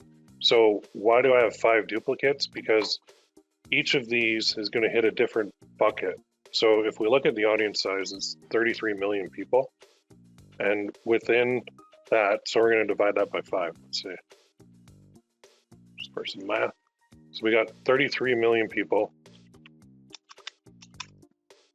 divided by 5. Each of those ad sets logically will target 6.6 million people. So those 6.6 million are different for each ad set. So it's not that, you know, this ad set starts at the list of within the audience and goes from number 1 to 330 million, and the next one does the exact same thing, and the next one does the exact same thing. That's not the way it works. The way it works is the first ad set will target one, we'll call it a bucket within the audience. The second one will target a different bucket. The third will target a different bucket. The fourth and fifth will each target different buckets.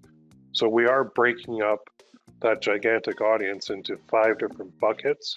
And then with the CBO, the campaign budget optimization, we're basically giving Facebook free reign. So we're saying, hey, Facebook, you figure out which one of these 5 buckets is best, and then take that $100 and put it all into the best one. So our rules are going to come in and say, okay, well, this one didn't work, this one didn't work, this one didn't work, this one didn't work, this one's working, $100 goes here. Whereas when we do the other way, this one, the ad set budget, we're basically telling it that, you know, it's $5 per ad set. See how this one says using campaign budget?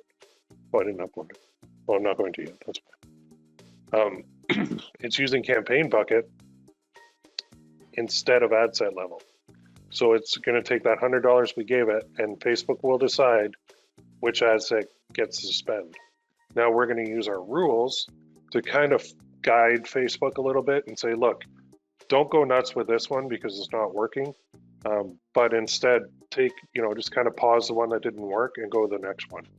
And you'll find that these $100 CBOs for scaling, once you have, you know, like 5 or 10 of these going, well, what are you at now for budget? You're at, it's simple, right? 5 times 100 equals $500 a day. So from your base campaign, you keep running it, you know, it's working. You keep adding more and more ad sets to this as well. Remember the duplicates, we could have like 100 ad sets in here. So this one could be spending 500 a day. We're taking the winners out and we're putting them into their own CBO campaign. So now say this one's at 500, this one's at 100, and then you get another one. So now all of a sudden you're at $700 a day in ad spend, right? But what you did was you started with a nice foundation. You got that pixel working, you got that the niche working, you got your campaigns working. They're optimized to find grandmas who like ornaments. And now you're just going to do duplicates. You're going to pull out the best stuff from the base campaign, the $5 campaign, and put it into a $100 CBO. And that's at, you know, 5 duplicates within that CBO, and let the rules run on that. Now, I did $5 ad sets for a long, long time. I didn't do the shift from that to the campaign, to the CBO campaign at $100, but I actually learned that in a course that I bought. So this is not my method, but it is a method of a huge producer. So I'm going to give him credit, but it works. I've ran it on my own stuff. So now you've got your base campaign, you've got the way to scale it, and eventually you have like 2, 3, 4, 5, 7, 8, 9, 10, $100 ad CBOs running every day. Now you're at $1,000 per day. And all of a sudden you're spending a lot of money and you're like, whoa, where'd that come from? But as long as you're profitable and as long as your rules are basically, you know, cutting things off that aren't working, you're going to be okay.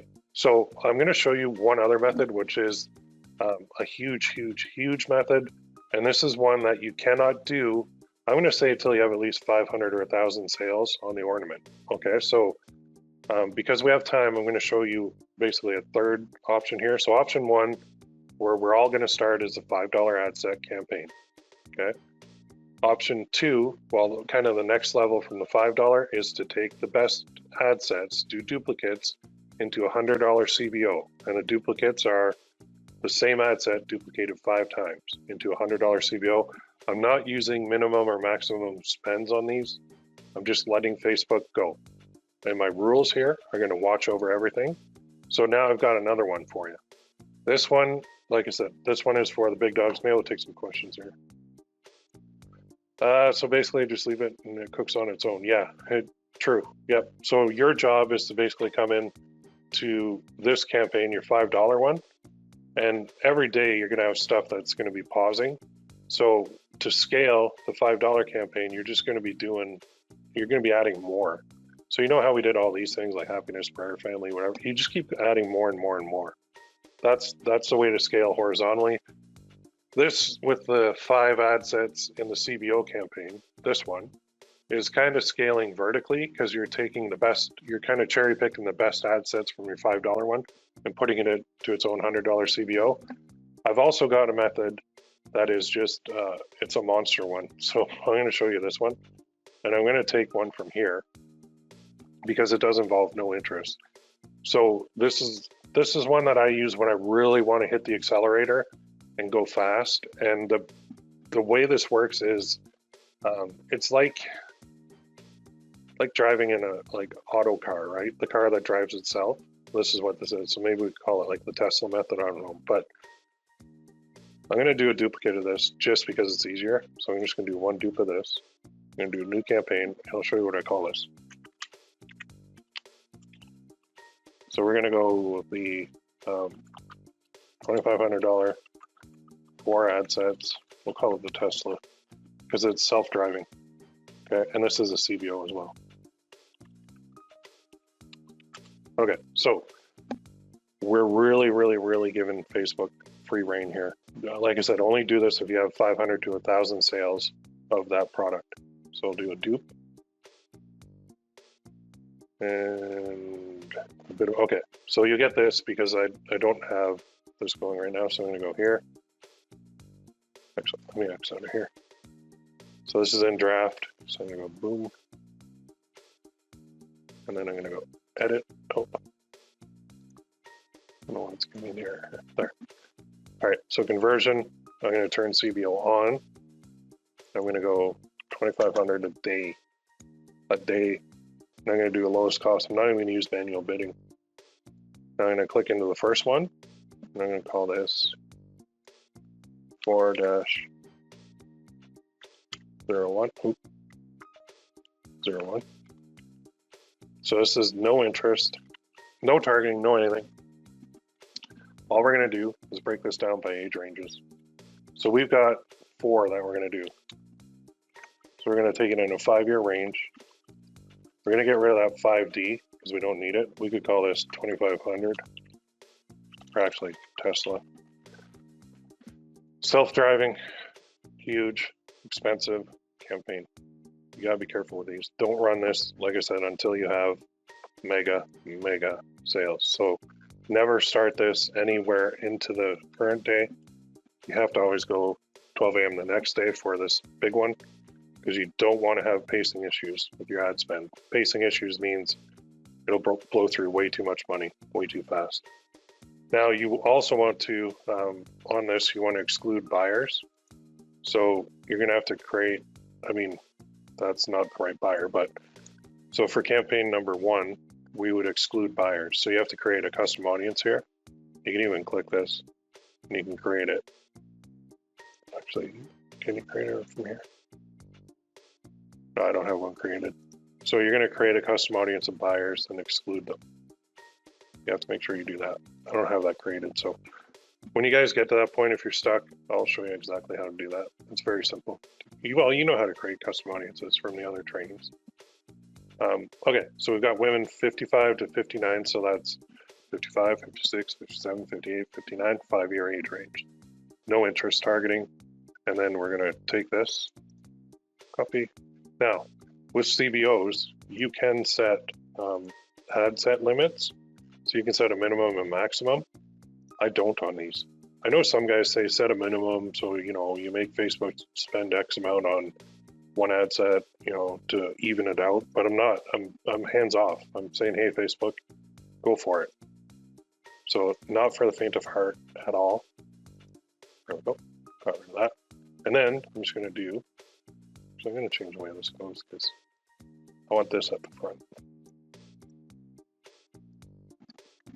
I'll put the age at the front. I know it's no interest. There, that's better. So this is my 55 to 59 women. This is my, so now next is 60 to 64. Change this to a 2. Get rid of the word copy. Scroll down. Look at this. You get this arrow. Oh, really? You're only going to spend, what's that? That's million. That's billion. That's trillion. 9.2 trillion maximum. Thanks, Facebook.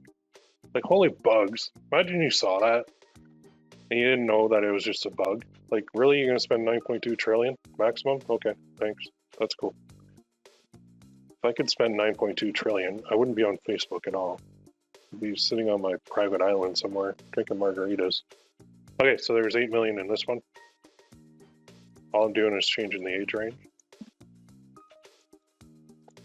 And then the next one is going to be 65.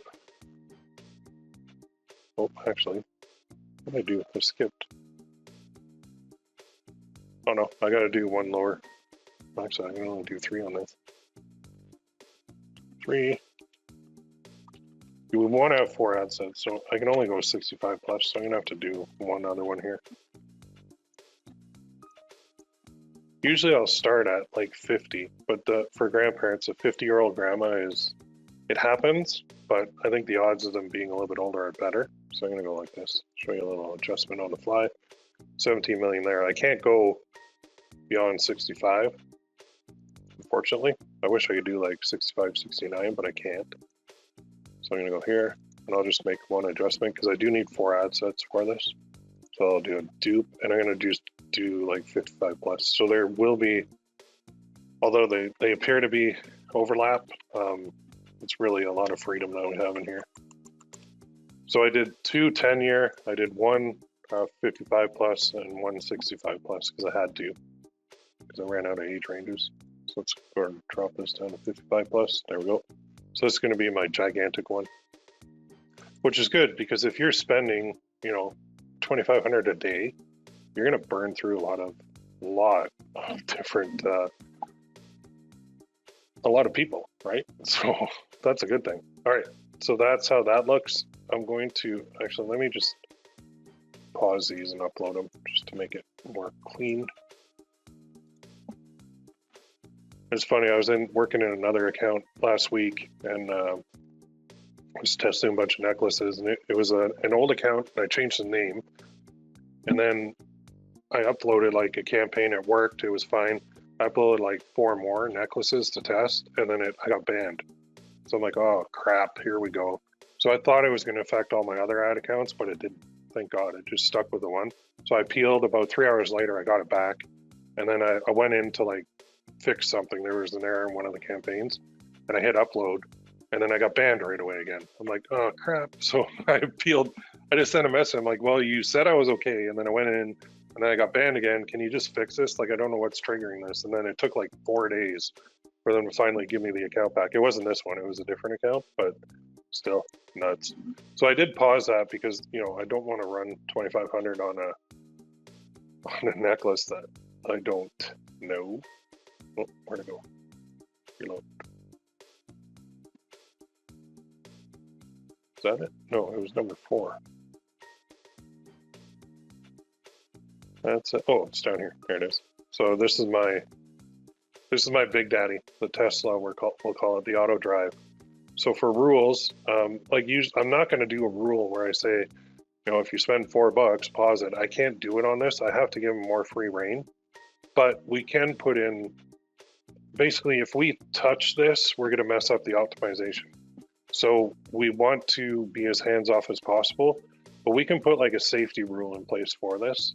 And so we have the word Tesla in here. So what I'm going to do is create a rule. It's just my safety rule. So if things go to absolute shit, I'm not going to lose my shirt. And this is my kind of stop the bleeding rule. So I'll just call this rule number 1. And this is turn off campaign if spent is greater than like 200 or 300. You could even put 100. And purchase is less than 1. And this is today. So this, if you go 100, it's probably going to turn off a couple days because you might spend $100 without a sale. These campaigns are not for the faint of heart. You can go for half a day losing money, and then it'll just finally get it, and the next half of the day it'll make up your loss and profit. So these move in a wild roller coaster swing. So that's why I say don't do this until you have like 500 to 1,000 sales on the product. But you guys want big daddy stuff, this is it. So I would set this more, me personally, I go like 300 a day. I'm willing to accept a 300 loss at this point, but this is just kind of a safety thing for me. So I'll go here, and it's at the campaign level because I'm not going to touch the ad sets. I'm going to let Facebook run them, and I'm going to let Facebook figure them out, and Facebook's going to have good days and they're going to have bad days. So I put that in there. Tesla, auto drive, expensive. So spent is greater than 300, and purchases, not for the faint of heart, right? Purchases is smaller than 1, and I'm going to change that time range to today. So this will run basically every day. It's going to check it. And this will just stop me from losing my shirt entirely, because imagine I spent $2,500 and I didn't get a sale. Like at $300, I should have a couple sales coming in already, like multiple. But if the campaign's not working, I got to cut it. And what I'll do is I'll just do a duplicate, and I'll fire up the same one to start the next day. So it's kind of like, this is really, really for people who have a big budget, don't mind losing a bit during the day, don't check their stats every hour, because if you check your stats every hour on this one, you will have a panic attack, and you'll probably want to jump out the window because it's very difficult to do. To show you something here, I got any conversions on it yet? Did I? Oh, let me reload. Just another window.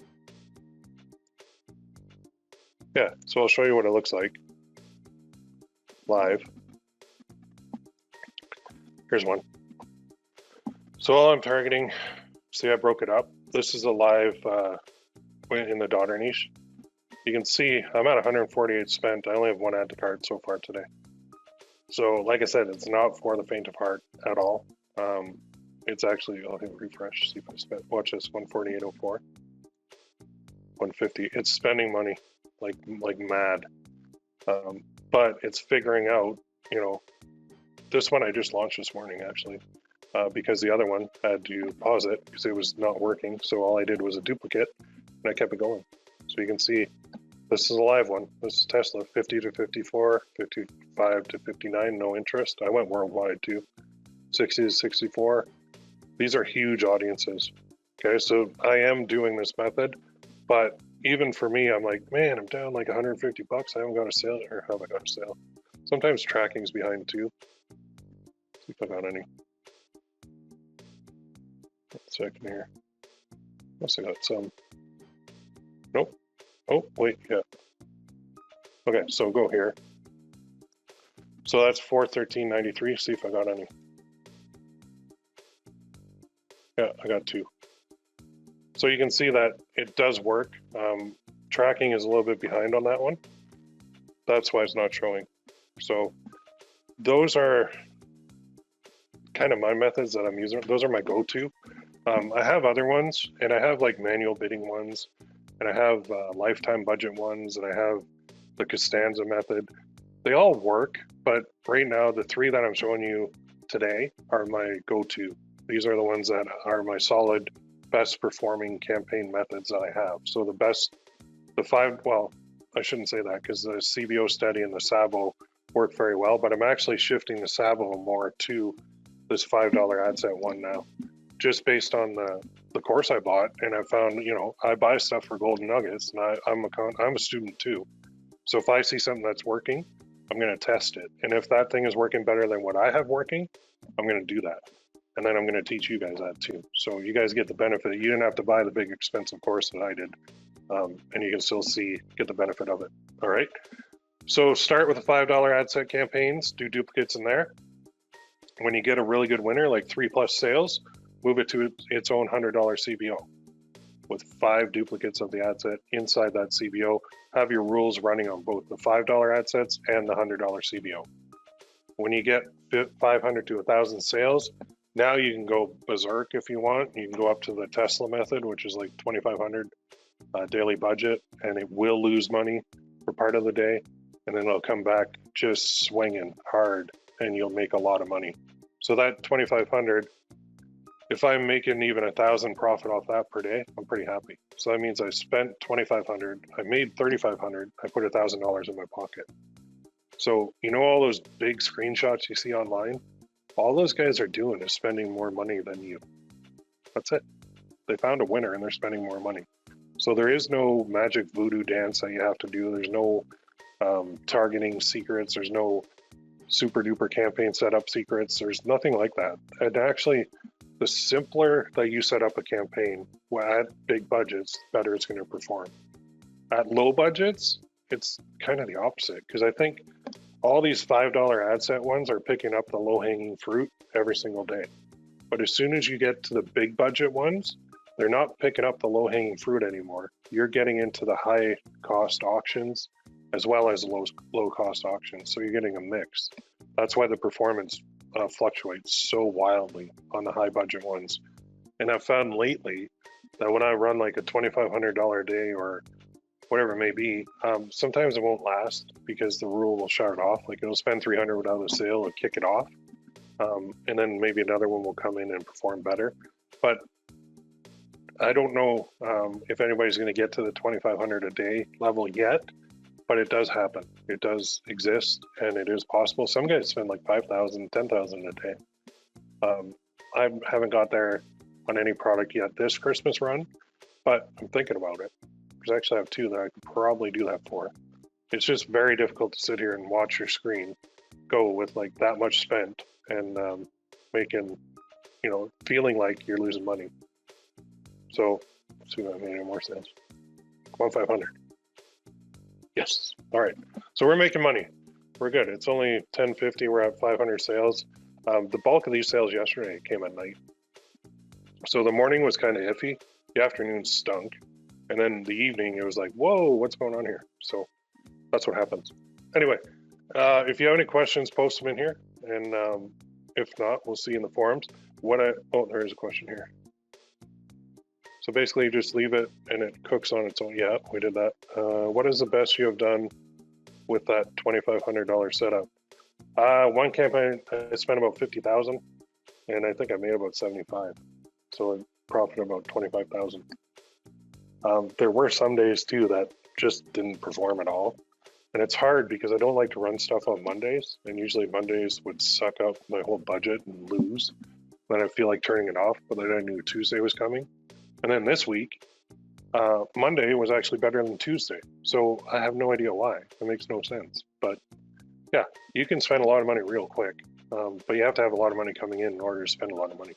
So I don't recommend the $2,500 a day thing until you've got a lot of sales, you've got a lot of confidence, you've got a lot of experience, and you've got the ability to handle a bad day. Because if you don't, you're going to be very anxious. You're not going to be able to do anything else except hit refresh on your screen, and that's the worst you can do with these big campaigns because they move, so they fluctuate in such large, ups and downs. It's crazy. So it's hard to do. It's not easy. Even for me at 2,500 a day, I still, like, after this webinar, I'm going to go outside and work on my shed, but I'm going to be thinking about this campaign because I don't want it to take off and lose my shirt, right? All the other small campaigns, they're doing very, very well. And you could just stick to the small stuff and you will do very well. And in fact, you have to stick to the small stuff till you get enough sales that you can jump into the big campaigns. The big campaign mentality, it's one that I haven't even conquered 100% yet. There are days where I doubt it too, and I doubt myself, and I doubt my products, and I doubt, you know, everything, and then I'll just go, oh, I'm going to pause everything because I can't take this. And then there are others days when I have a big campaign running, I'm like, whoa. Like I just sit back and I literally go, whoa. I hit refresh on my screen. I'm like, that's a lot of sales. And that's where you start getting those notifications in Gearbubble, right? And you start seeing just sales pouring in. And you're like, what is going on? So kind of like this. So the bulk of these, like there's a sale, there's a sale, there's a sale. I'm not going to give you the product because they can't give that away, but sales are coming in like 27.55 an hour. So once this gets to about 8 to 10 sales an hour, then I know that things are really cooking, and that's usually due to my big campaigns just spending and spending and spending more and more and more. So it is fun. This is what the big guys see all the time, but you guys will get there. I would stick with the smaller stuff first because, like I said, you got to be able to handle it. And it's not that I'm better than you. It's not anything like that. It's just that these big campaigns require patience, a mindset. You got to have the experience. You got to know what's going to happen. You got to know that, you know, there's light at the end of the tunnel. You know, you're going to have a bad few hours of the day, and then some hours of the day are going to more than make up for it. That's the way it works, right? So is anybody going to try the 2,500? give me a yes or no in the chat box. I hope some of you guys get to this point and beyond. Okay, how about the $5 one? How about the $5? We'll call the $5 like the old reliable, because it's a little bit easier to handle. And then yeah, you can certainly bump up to the 100 very easily, right, from the $5.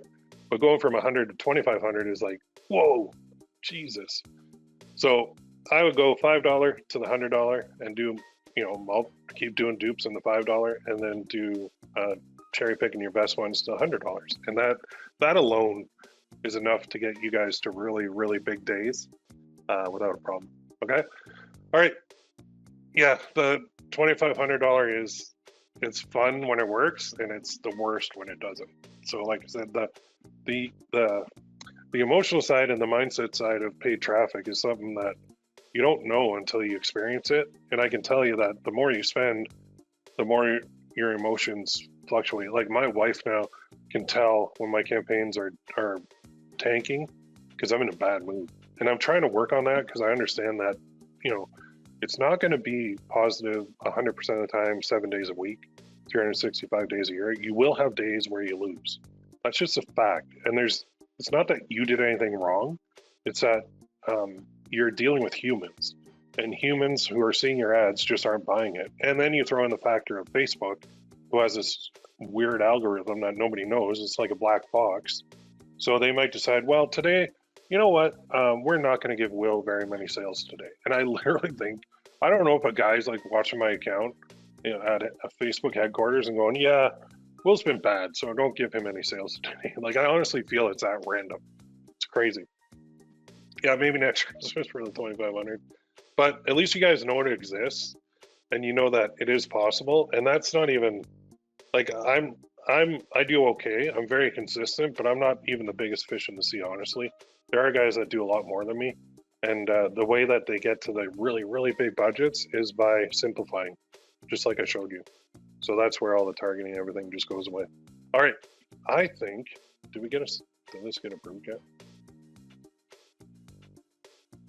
In review. If it's stuck in review too long, I start getting, oh, there we go, it's active. Okay, so I'm hoping, like I really like this necklace, or this ornament, and I think it'll do well. So I think that we're gonna get sales on this. I always think that, but I think our angle and our adjustment is key too. So when something's not working, say you run like 2 or 3 of these and you're like, man, this just is not working for me at all. Then look at it, create a video. So Facebook created that video. I didn't even have to do it. Pretty awesome, man. That's it. Perfect gift for it. So if you're a grandma and you see this, you're going to go, ooh, I have a grandchild. Oh, yes. Oh, I can put their name there and their date of birth. Oh, I'm so excited. I'm going to do it. And then they click through and do it. And you're like, yeah, bingo. Awesome. So there we go. And then learn more. There we go. And this is where I think sometimes people get tripped up because they don't get that. You know, you gotta, yeah, okay. Well, Lisa puts that there. Custom text, that's good. View details. Oh, I didn't know they're 3 inches around. That's good. That's bigger, way bigger than a necklace. Glossy finish, gold tone string for hanging, printed and shipped in the USA. I really like the ornament. So anyway, we'll close with that. Go into the forums if you have any questions. When you guys get some sales on your necklaces, I already saw one guy posting it. I think it was Kenny. That's awesome. Good job. Now you can scale it, right? So now you can go even bigger. When you find that winner, don't stop. Keep testing going. So maybe you spend 80% of your time on your winner and 20% of your time, budget, and energy on testing more to find another winner, because eventually that winner will fizzle out and you need to have another one in the wings, or another 2 or 3 or 4 or 5 ready to go in order to keep making good money. Otherwise you'll be back to square one, and then you get a little bit deflated when that happens. I know you're riding high when you're making money and you're getting sales, but even me, I'm still testing necklaces, I'm still testing ornaments, because I want to find winners. That's the goal, find the big winner and then just scale it. So you guys know what to do. You're off to the races. We'll see you in the forums, and then we'll actually see you in the next challenge as well, because there's one more coming up. Next, when's that start? First Thursday of every month, new challenge. So we'll see you guys in there. Keep going. If you do need encouragement, if you do need anything, post in the forums. If you're having a bad day, post in there. Here's a question. Can you say who pays production on Gearbubble? You or Gearbubble? You do. You pay for the base cost. So on the ornament, I can't remember what the base cost is, $4.95, I think, or $7.95. Can't remember the exact number. When you're launching it, you can see the profit per sale is what goes to you, and then out of that comes your ad costs. So there is a cost of goods sold. Oh, is it Thanksgiving in the US? I probably should have known that. If it is, happy Thanksgiving. What day is that? Is that this weekend? Next week. Oh, so is it like the last weekend of November? That's it. We already had ours in October. Thursday. So what's happening in the US? Are you allowed to go to everybody's house, or what's going on there?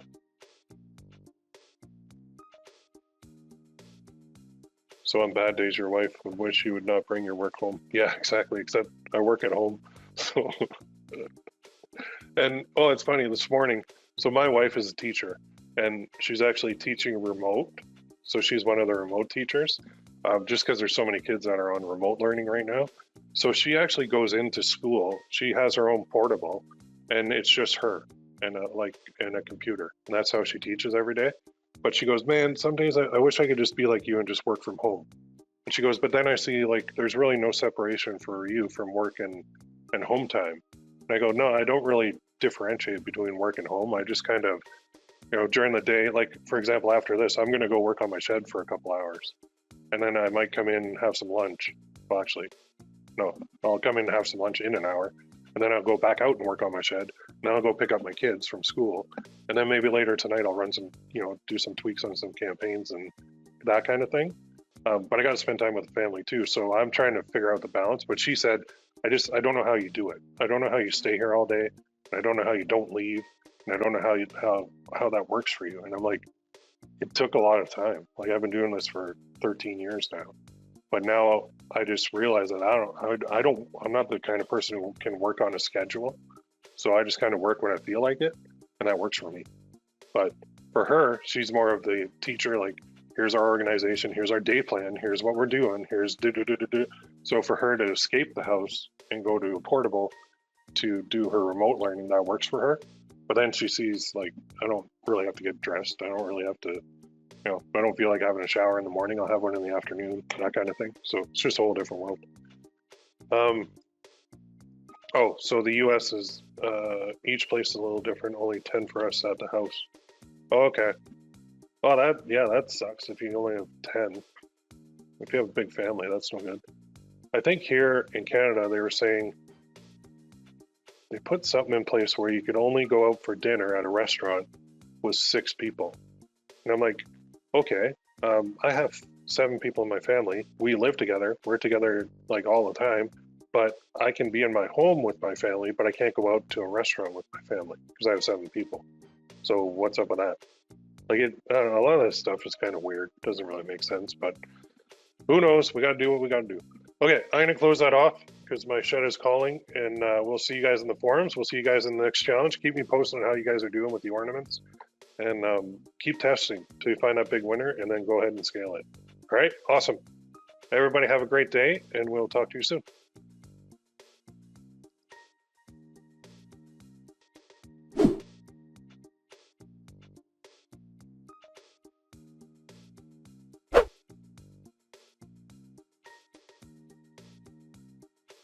Hey everybody, welcome to training session number 2. Will here from PPC Coach. How you doing today? Give me 1 in the chat box if you can see my screen. It's a Gearbubble screen, and you can hear me. 1, 1, 1. Good, good, good. And just let me know where you're located too. I like to do that before we start, everyone. Where's everybody at? I'm in London, Ontario, Canada, still sitting in my home office, and it is this morning it was 1 degree out, which is almost freezing. And prior to that, it was about 22. So the weather has definitely changed. So we got Chicago, Singapore, Pittsburgh, right on. All over the place. Cool. Ontario, nice. All right, so I'm going to dive in. We are going to sell ornaments today. Well, actually, we're going to test ornaments, and then we're going to scale them on the next one.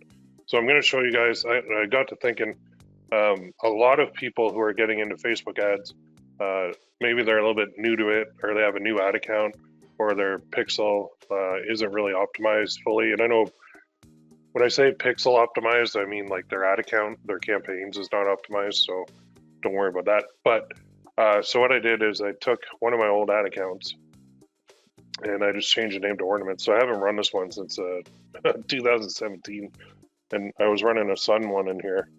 Actually, it worked. So the last time an ad ran in here was June 17th. The only reason I didn't do a brand new ad account is because this one's attached to my PayPal. So I had to find one that was attached. Actually, I'm going to look at this, just sidebar here. So this is a Sun. Oh, look at that. Why did I stop this? Man, should have kept that going. Let's see which one this is. I don't even remember this necklace, to be honest. Wow. See, that's ugly. But it worked. To my son, always remember, I have your back, no matter what. I love you, and I'm proud of you. Love always, your dad. So this was like 3 years ago, and it sold. Maybe I should sell that again. Cool. Anyway, I changed the name of the ad account to Ornaments, and this is where we're going to launch our new one. And I'm just going to use the pixel on it. Actually, I created a new pixel for ornaments only. So we're going to dive right in. I'm going to show you a new method for testing. And this one actually spreads the test over multiple days. So that if one day is bad, it's like with Facebook ads, you'll find that a lot of the times one day might stink. And then the next 2 or 3 days will be really good. And then you'll get a bad day. So if you happen to launch that test on like a bad day, then you're getting like false negative, I'll call it. So like you basically had no chance for it, no matter how good it was. So what I want to do is spread it over multiple days. So I guess we got to go to the beginning. Step 1, we got to actually launch it on Gearbubble, and then we're going to launch the Facebook test campaign, and I'll tell you how to run it and manage it. And then we rinse and repeat, and we're off to the races. So let's go to Gearbubble, go to launch campaign, traditional. And then we'll go into down at the bottom, the ornaments. And I am going to do the one that I did on the last webinar just to keep it going. So I can't remember. Yeah, we'll do white. Now pricing, I haven't really run ornaments, but I'm thinking this. It's personalized, so actually I'm even thinking this. You might say, well, Will, nobody's going to pay $40 for an ornament. Okay. Whenever I hear that, though, I want to like automatically prove people wrong. So I don't know. I'm thinking 34 profit is really good, but let's try this. I know the competition goes a lot lower. 29. 35 point, that's an odd number. But that gives me 30. I honestly don't know where to run these, so I'm going to run it at 29 and hope that I have enough margin there to make it. If that doesn't work, if I'm like breaking even on it, I'll bump up the price a little bit. All right, so let's add our photo. So let's click upload, and then I'm just going to drag and drop it from my other screen here. So this is the one that I did live. Let's drag this out.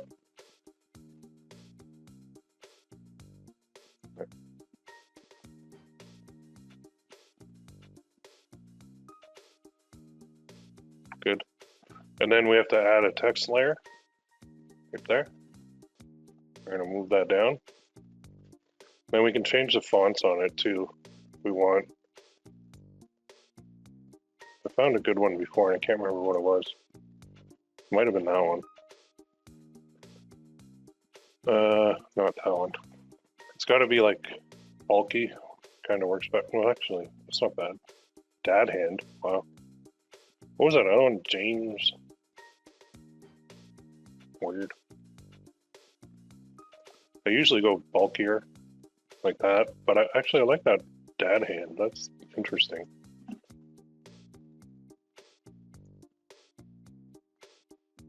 All right, put that right there. And did this one have the date on it too? I can't remember. I'm gonna go to my sheet.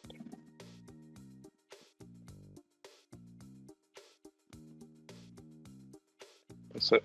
Doesn't show us yet. I think that had the date on the bottom too. Yeah, Natalie Jade 2000. Okay, so we can do 2 spots. So we'll put that there, and then we'll go add a text layer. I'll put it right below. Put it up here. And again, it doesn't have to be perfect. Then we'll put the date. All right, so yeah, so this one will be here, and this one will be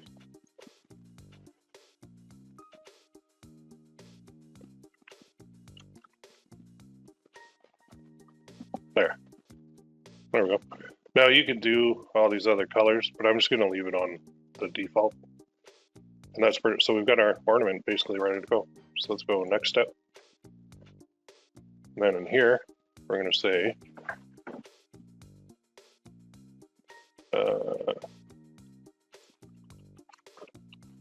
my first Christmas, personalized name, and year ornament. And then in here, is it your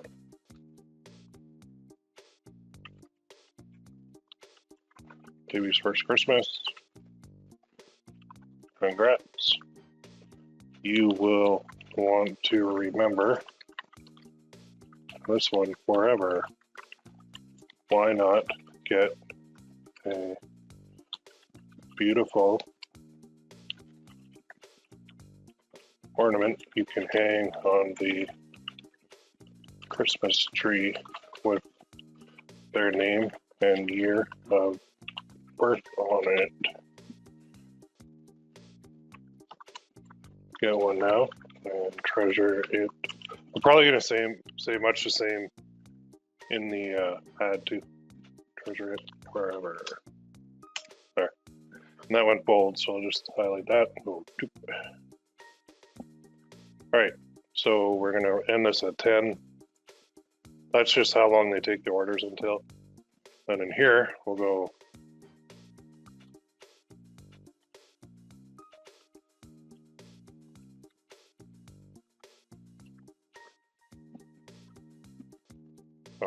figures. There, first dash Christmas. There's a price, 29. And then launch. So now, and then we're going to do an upsell as well. It launches. Okay. We're going to launch a new one. And we're going to do a mug. And we're going to do this one. And we're going to upload the design again.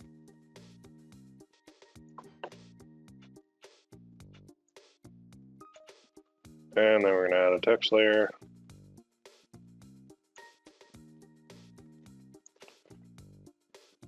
And we'll do that same font. Then we'll add a second text layer.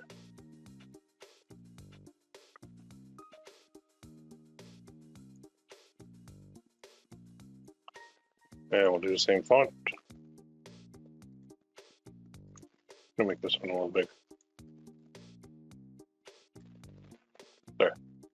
And why not? Let's duplicate it on the back. There. And we'll call this one, same thing. My first Christmas personalized name and year mug. Might as well do this now because if it starts, if it really starts getting sales, then we might as well have this in place instead of having to come back and do it. There. And we'll put that one at way more because we'll put a discount on it. There we go. Now we're going to go back in to both of these in a second.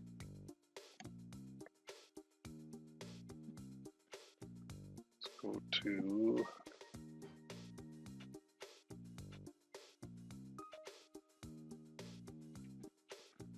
here. There it is. Okay, so they're both in there. So first thing we want to do is go to settings. Let us open this in a new tab. Go to other, go to general, and uncheck this. Allow campaign to be searchable in the Gearbubble network. Click update. Okay, so we just made that so that they can't see it on the new releases page. And then same here. Go settings. We'll put a new link. So we're going to go other, general, and we're just going to hide it. Okay, and then I'm going to close that. Now, actually, I do need to open that again. I need to go to tracking pixels, and I'm going to place my pixel from my ad account. So copy your pixel, click here, and paste, and then update.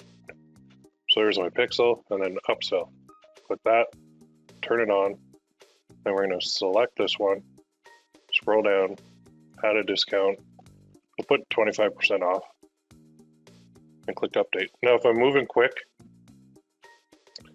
don't worry, you can go back through the replay and see it all. And now I'll just click on this. So there's a question coming in. Do you not put much description in the upsell? No, I don't, because they just bought it. So they know what it is. And I'm not marketing that direct. They're the only people who are seeing that upsell. It actually looks really good. The only people who are seeing the upsell are people who bought this. So let's test it. Let's say I was born this year. Year 2. Nice.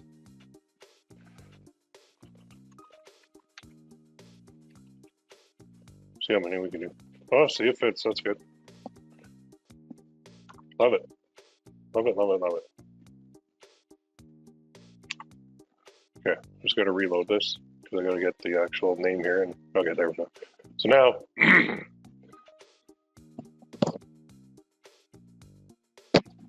going to save this image. And I'm going to go new folder. I'm going to call this first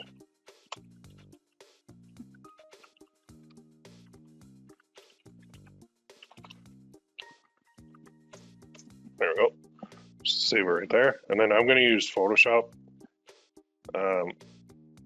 only because I don't know how to remove a background in Canva. Is there an easy way? There's Canva users on here. Is there an easy way to take out a background in Canva? Let me load this up. Photoshop. So if you can, that's great. If not, I'll just use this. Because this is going to have the background on it. I'm going to go File.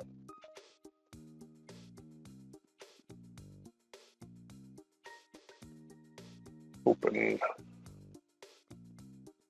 Sorry, I'm on the other screen for a second.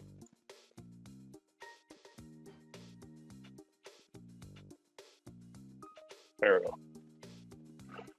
Okay, so let's actually chop this up first. So I'll go this marquee tool. Fix ratio 1:1 because I want it to be square. I'm just going to trim it. And then image crop. And then image size. I'm going to go, well, actually 1000 by 1000 is fine. And then I'm going to zoom in a little bit. Oops.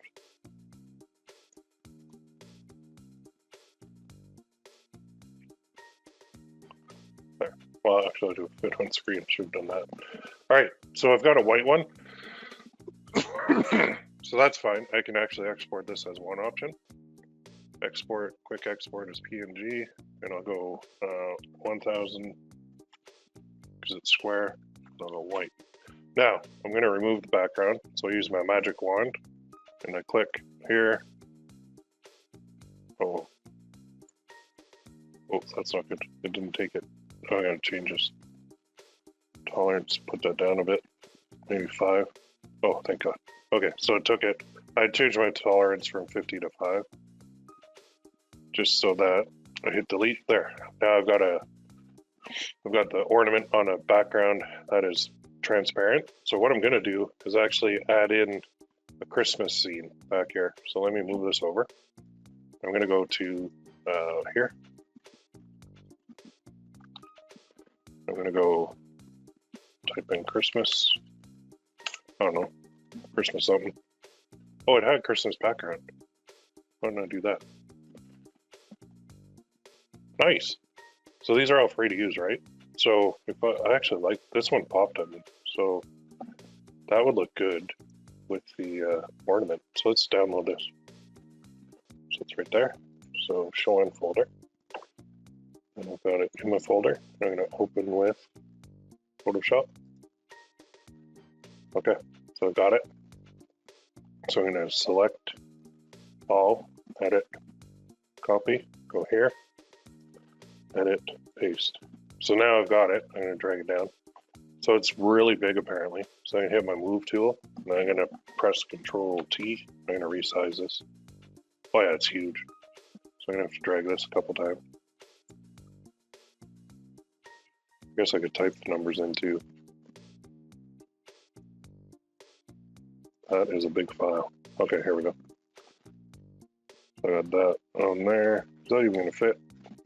Well, kinda. Not quite what I wanted, but actually that's pretty cool.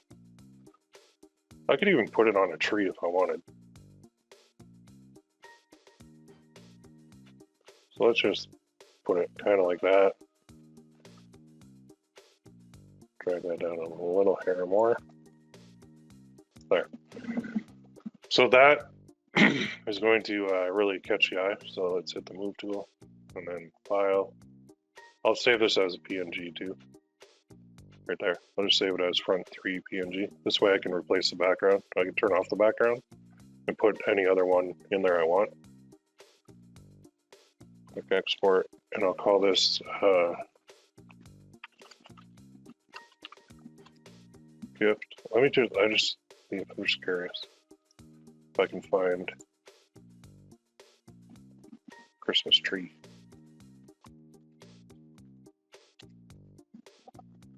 This might even be better. Like something like this.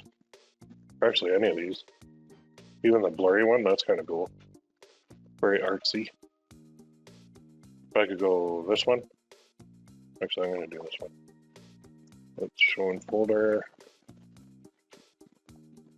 And again, open with Photoshop. Oh, wrong one. Where did I save it to? Hang on.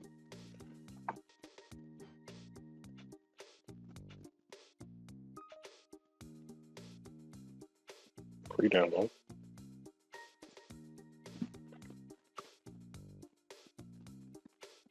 That did not save.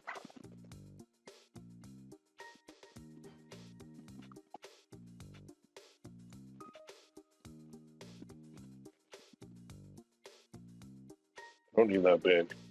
Okay, let's try it. It is not saving for me. Oh, click here. Let's try this. That do it? Let me check my folder. Yep, that did it. Okay, so now open with Photoshop.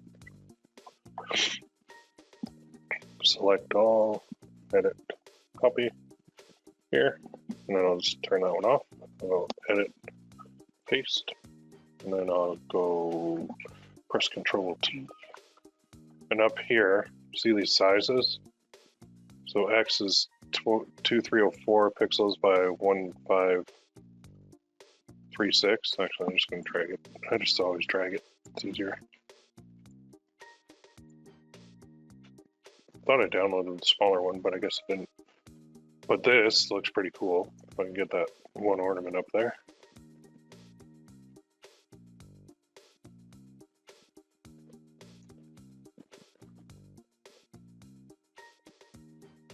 Something like that. Then they know that it goes on a tree. Nice, love it. Okay, so file. I'll save that as a PSD again, because that'll save both layers. Then I'll go File, Export. Okay, I'm going to use the ones I did with the oh, nope. Let's change this to 1000. Tree. There. That looks good, eh? I like it. Like it. Okay, so Kenny's saying you can, it's one-click background removal on Canva, but you'll need the professional account to do it. Click on the image, click effects, and then background removal. Oh, okay. Canva does it. All right, so what I'm doing here, you guys can do in Canva. I just use Photoshop because I'm used to it. Actually, I have a little white piece in there, but I'm gonna leave it in there. All right, so that's gonna look pretty slick, right? Like there's one, and there's two. I'm not even gonna use the white background, I'm just gonna use these two. I really like the tree one though. All right, cool. So let's close this. Let's close. What do we say here? Okay, close this. And now, let's go. So I don't even need the screen. And I don't need this one anymore. All right, let's go here and let's create an account. So what we're gonna do, excuse me, is, let me call this, we're gonna create a test campaign in order to see if people will actually buy it. So it's gonna be auction, and this screen changes like all the time, which is good that you guys are here because you can see the new, the new changes. So let's hit continue. And then it just does this new campaign, new ad set, new ad. So in here, we're just gonna call this campaign number 1 dash version 1, and then I'll go with the date, so November 12th, 20. And then I'm just gonna put the name right from here. My first Christmas personalized name in your ornament. So I'll put that right here. And then I'm gonna leave, I'm not gonna do a CBO, I'm not gonna do campaign budget optimization, I'm gonna do all the ad sets in one campaign for this. And this is just basically, it's called like the $5 method. So you guys are gonna love this because you spend hardly anything per day, but the combined power over the span of like 5 days is really good. So let's call this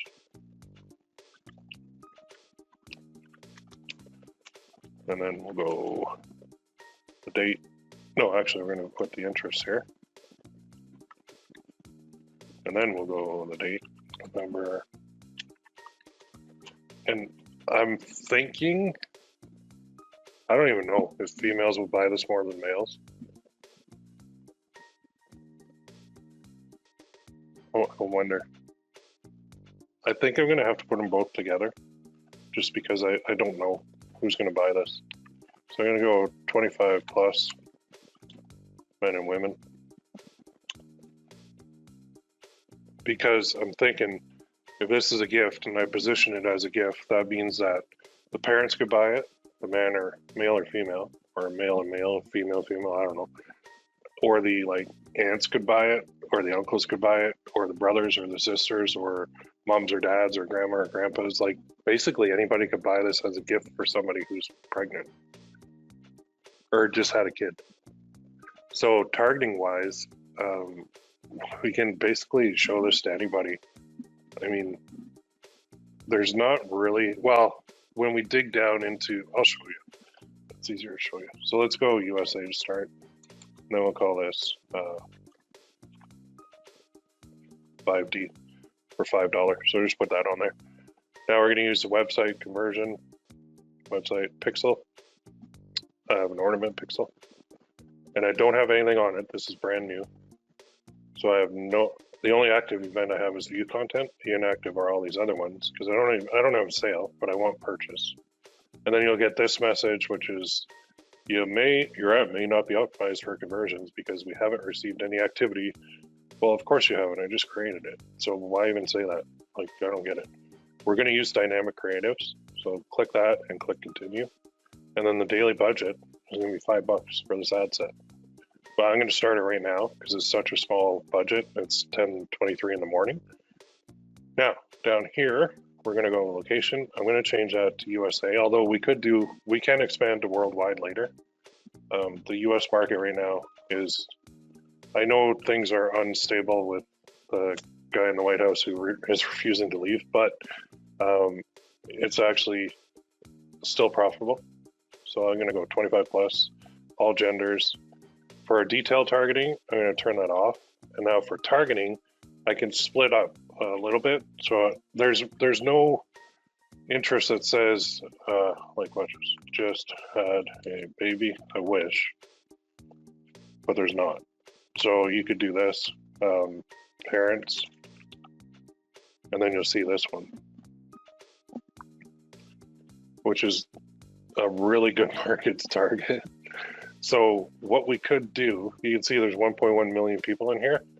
If we only wanted to target new parents, then we could do this and we could split up this new parent 0 to 12 month. We could split it up, but it's only showing 1.1 million.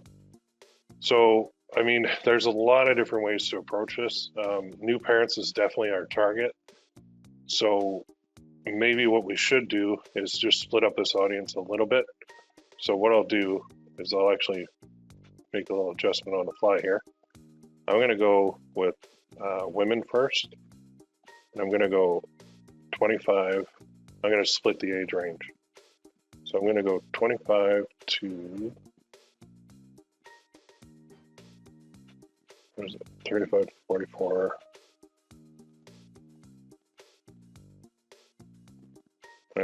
Yeah, 34. And I'm going to lower that a little bit. So I'm going to go 21, that's still 890,000 women. So let's copy that. I was going to take a different route, but this is a good one because I have no sales on this pixel. So I want to really make sure I dial this in. 21 to, what did I say, 34? And women. Okay, let's double check that.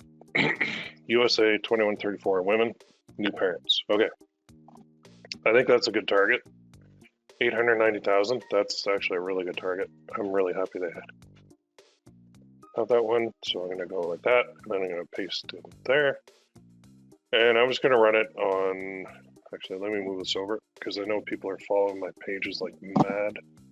Not you guys necessarily, but I'm getting copied left, right, and center. So I'm going to find a page that I don't really use, so you guys can spy on that page, and then you'll never find my stuff. What do I got? Yeah, lots of pages. Where should I put it? Is that mine? Oh, that's not mine. Just on the other screen for a sec. Let's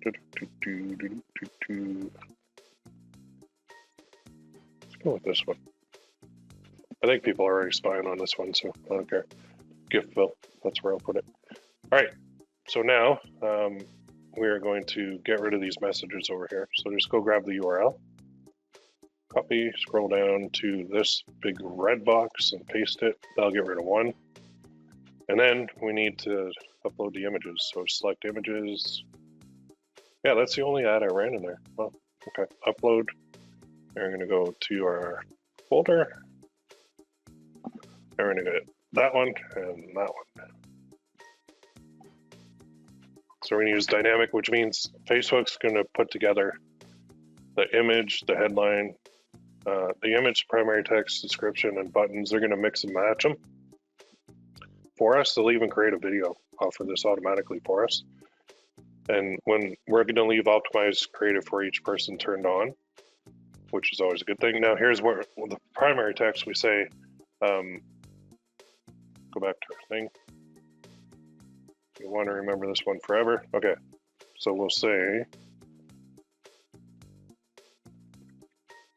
want to remember their first Christmas forever. This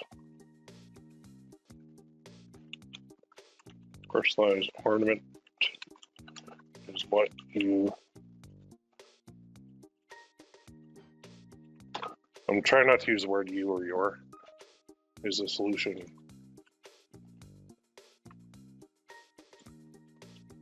Put your name in.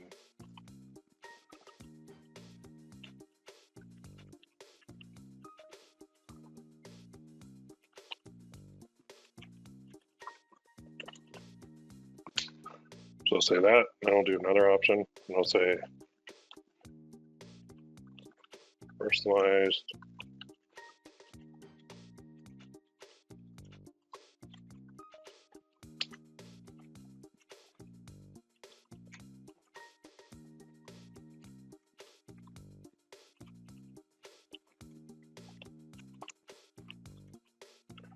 on it right now.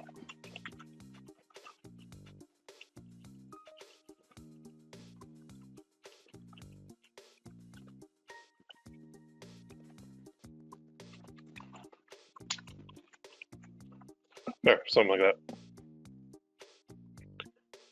So you can go long or short. I just kind of did a little couple sentences. And then headline is click here to customize.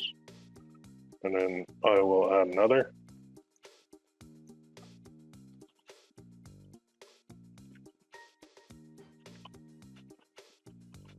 Personalize. Description will be get one now, and then add another option. It'll be perfect Christmas gift. There we go. And then buttons. We're gonna do learn more and shop now. And hit this too. So that's what it's gonna look like, but preview it. Just to make sure that it's going through to the right page. Always want to double and triple check that, because I have ran campaigns where I've done duplicates in the past and I forgot to change the URL. So it was like a daughter necklace. I went to the wrong daughter necklace. So that's not good. So that looks pretty good. I like it. Now we can go like this. Click over here, click these three dots and do a quick dupe. And what we're going to do is number 2. And we're just going to change it from women to men. 21 to 34, because I don't know who's going to buy this more, women or men. So then I'm going to come down here, change it to men. Then I'm going to click on the ad, I'm just going to change the name of that. And then I'm going to click back here on the ad set. And I'm going to, so now we've got 2 ad sets, so that's $10 a day. Click dupe. And on this one, I'm going to go with the older women. 35 plus women. And I'm going to copy this whole ad set name, scroll down, change this to women, and change this to 35 plus. So I'm just segmenting by age a little bit the new parents. Scroll down, 35 plus. There we go. So in this one, there's 210,000. So there's still older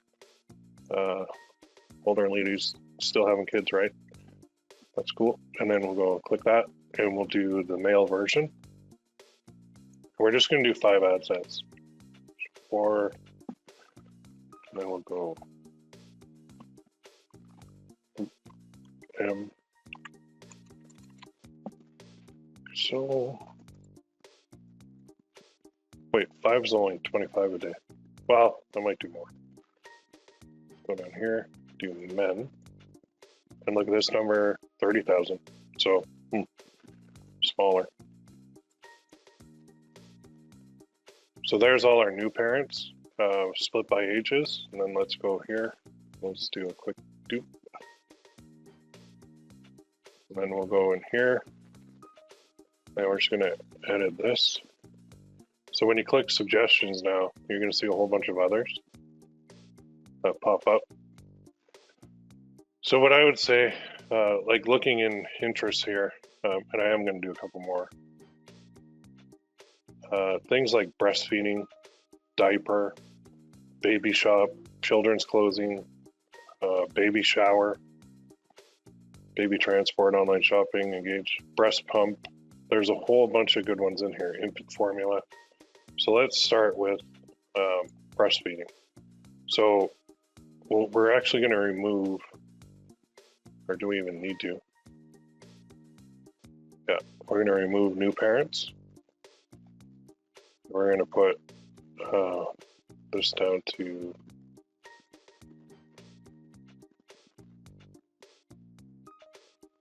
well, let's go breastfeeding and then narrow it a little bit. Then we'll just go with this one, parents all. So we know they're a parent and we know they're interested in breastfeeding. That's 2.8 million women in the US. Let's see what the men are. 260,000. So yeah, we'll go women. So let's go women, breastfeeding, and parents all. So let's copy that. 21 plus.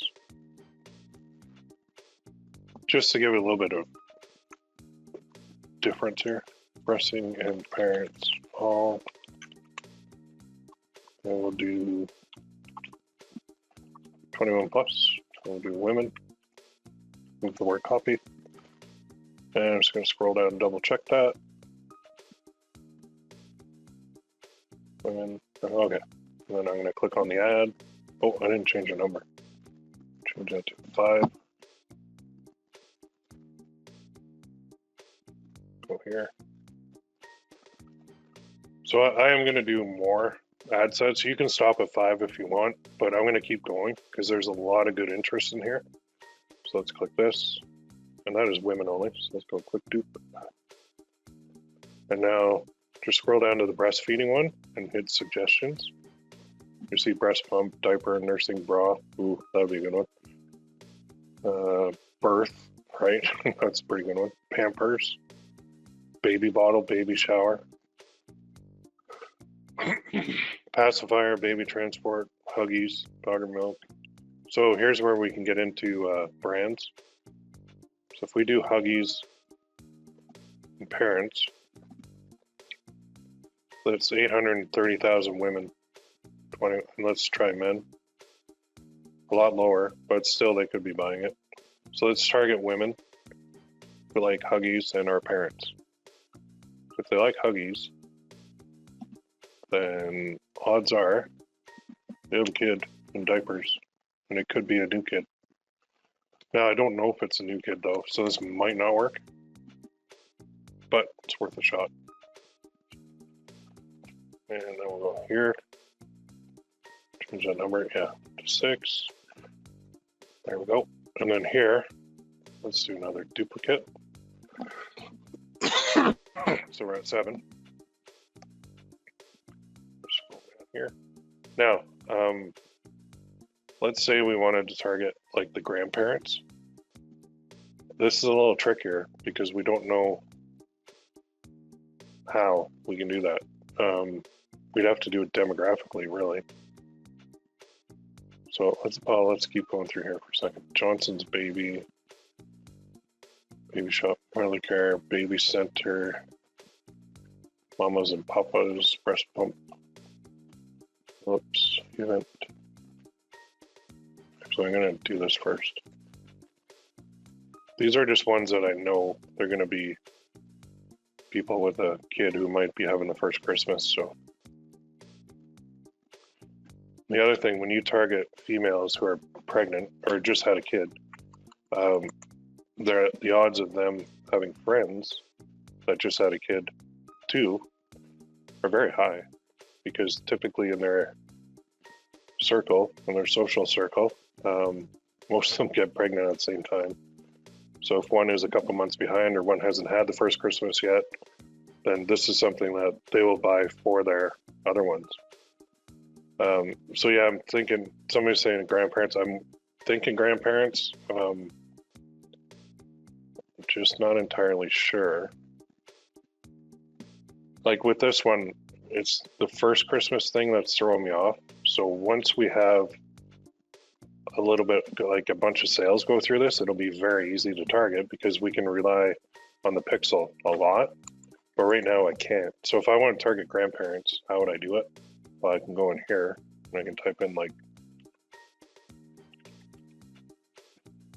I can try this. Or grandparenting, my grandparents, I love my grandparents. See, I can't really put an interest in here, but I could go like this.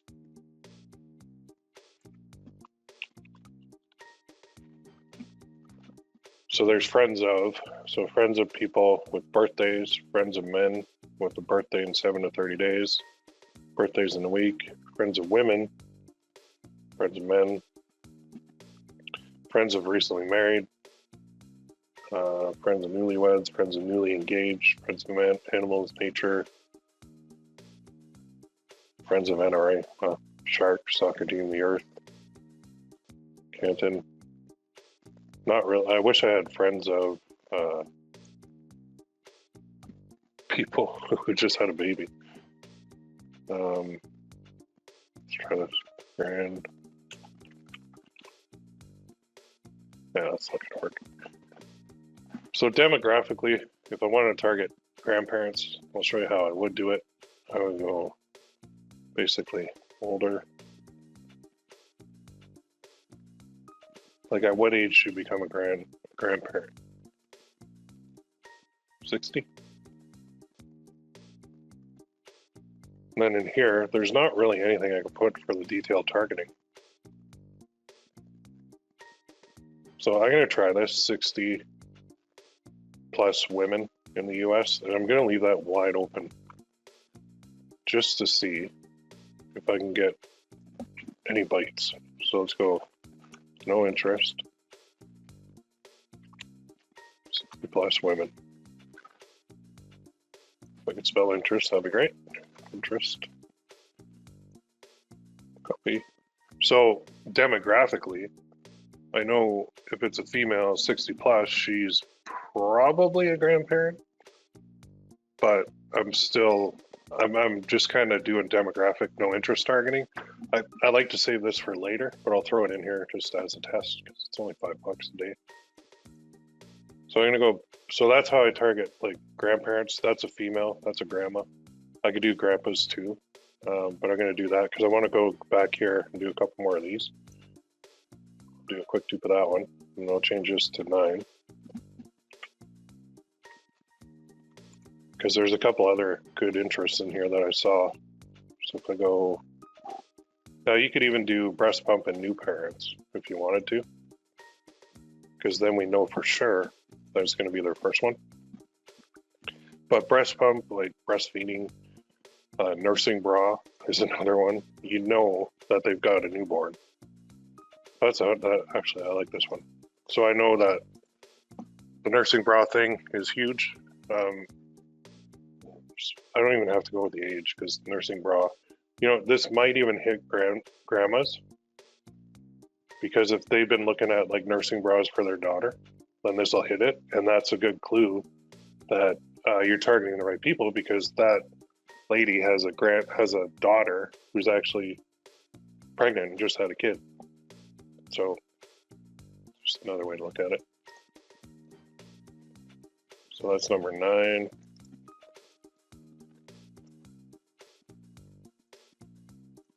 Okay, and then we'll do one more. So I'm going to run 10 a day. So for me, that's $50 a day. And ideally, I'd like to let each one spend about,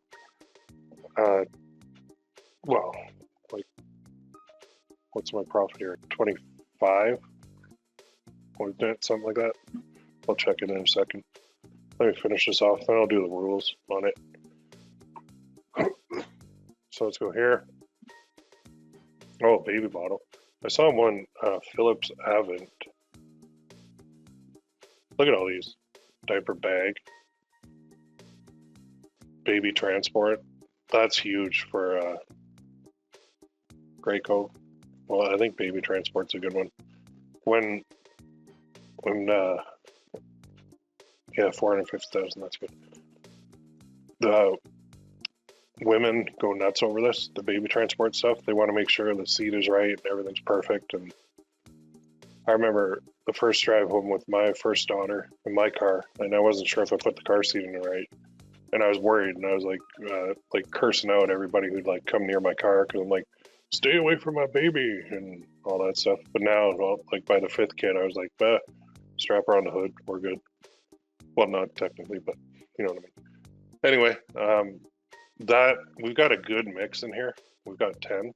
So let me upload this, because I am going to run it for real. Now I'm going to go back here, and I'm going to go to my account. I'm going to go to campaigns. Where's my campaign? I'm in my campaigns. Edit. That's what I want to see. There's my profit per sale, 24. So now I know I need some rules, right? So this is going to run over multiple days because it's only $5 a day. So ideally, I'd like to give the whole thing like $100 to test it. You can do less. It's just you're going to have to test more to find a winner. I already think this is a winner, but I'm going to go here, click that, and then open automated rules in a new tab. I might have some in here. Oh, I don't. Okay. So I'm going to create a rule. And this one is going to be 5D. Remember, I put that in every ad set. So this is going to be rule number 1. This is turn off ad set if spent is greater than. So we make from here $24 a sale. So I'll say if it spends like $10, or sorry, yeah, $10, maybe $8. I'll do $10. So if it spends $10 without an add to cart, and add to cart is less than 1 lifetime, then shut it off. So it's going to turn it off. So here, click that, go to settings, go to ad set name, contains 5D, and then spent right here. It's greater than 10. So if it spends $10 without an add to cart, the rules are going to shut it off. So website conversion Facebook pixel, and then add to cart is smaller than 1. There. This will run continuously, so we leave these all the same. So that is rule number 1. The add to cart rule, great. And then we'll do a second rule. This way we don't even really have to watch these. The rules will watch it for us. So turn off if spent is greater than, I don't know, 20. We make 24, so we want to make sure we lock in profit, and purchase is less than 1. So in this case, all the active ad sets, turn it off if settings, ad set name contains 5D for the $5, and spent is greater than 20, plus down here under website conversion, Facebook pixel purchases smaller than 1. And again, lifetime, add a call default, leave this all on default, and create. So those two rules on this little $5 a day campaign or ad set is going to work very well. So it's going to shut it off at 10. So say 5 of these spend like, well, if all of them spend $10 and only like 3 get an add to cart, then you just shut off 7 of them and you have 3 left to run. And out of those 3, if they spend $20 without a sale, then you know it's a dud. So it's going to run over multiple days for sure. Like this first add to cart rule, it won't even kick in until the beginning of day 3. Really. So we're going to be spending, well, that'll put it over more than $100, but you can, basically after day 2, you're going to see if it's even worth pursuing or not. After day 2, if you don't have any add to carts at all, that means it ran for 2 days and nobody even added it to cart. That kind of means it's a dud anyway. So we could kill it at that point. 5 ad sets, well, 10 ad sets at $5 each is $50 a day. So after day 2, you spend $100. And if you don't have any add to cart, you're going to kill this one and move on to the next test because it didn't work. So if you do have a couple add to carts, that's a good sign. I'd let it run a little bit longer. But the cutoff for me is like $100 spent. If I don't have a single add to cart, I'm going to kill the design, kill the whole campaign, and move on to the next one. So don't throw good money after bad. That's not a good idea. So this is when you're coming in here too, you want to be setting your columns to look like this. And in the other training sessions, you'll see where I set the columns, but it's right here. Just click on columns and customize. And then in here, you can set your columns however you want. So I could rearrange these if I wanted. You just click it and drag it. I am actually going to add in return on ad spend. So I'll put ROAS and I'll just click total. And then you'll see it'll come in right at the bottom.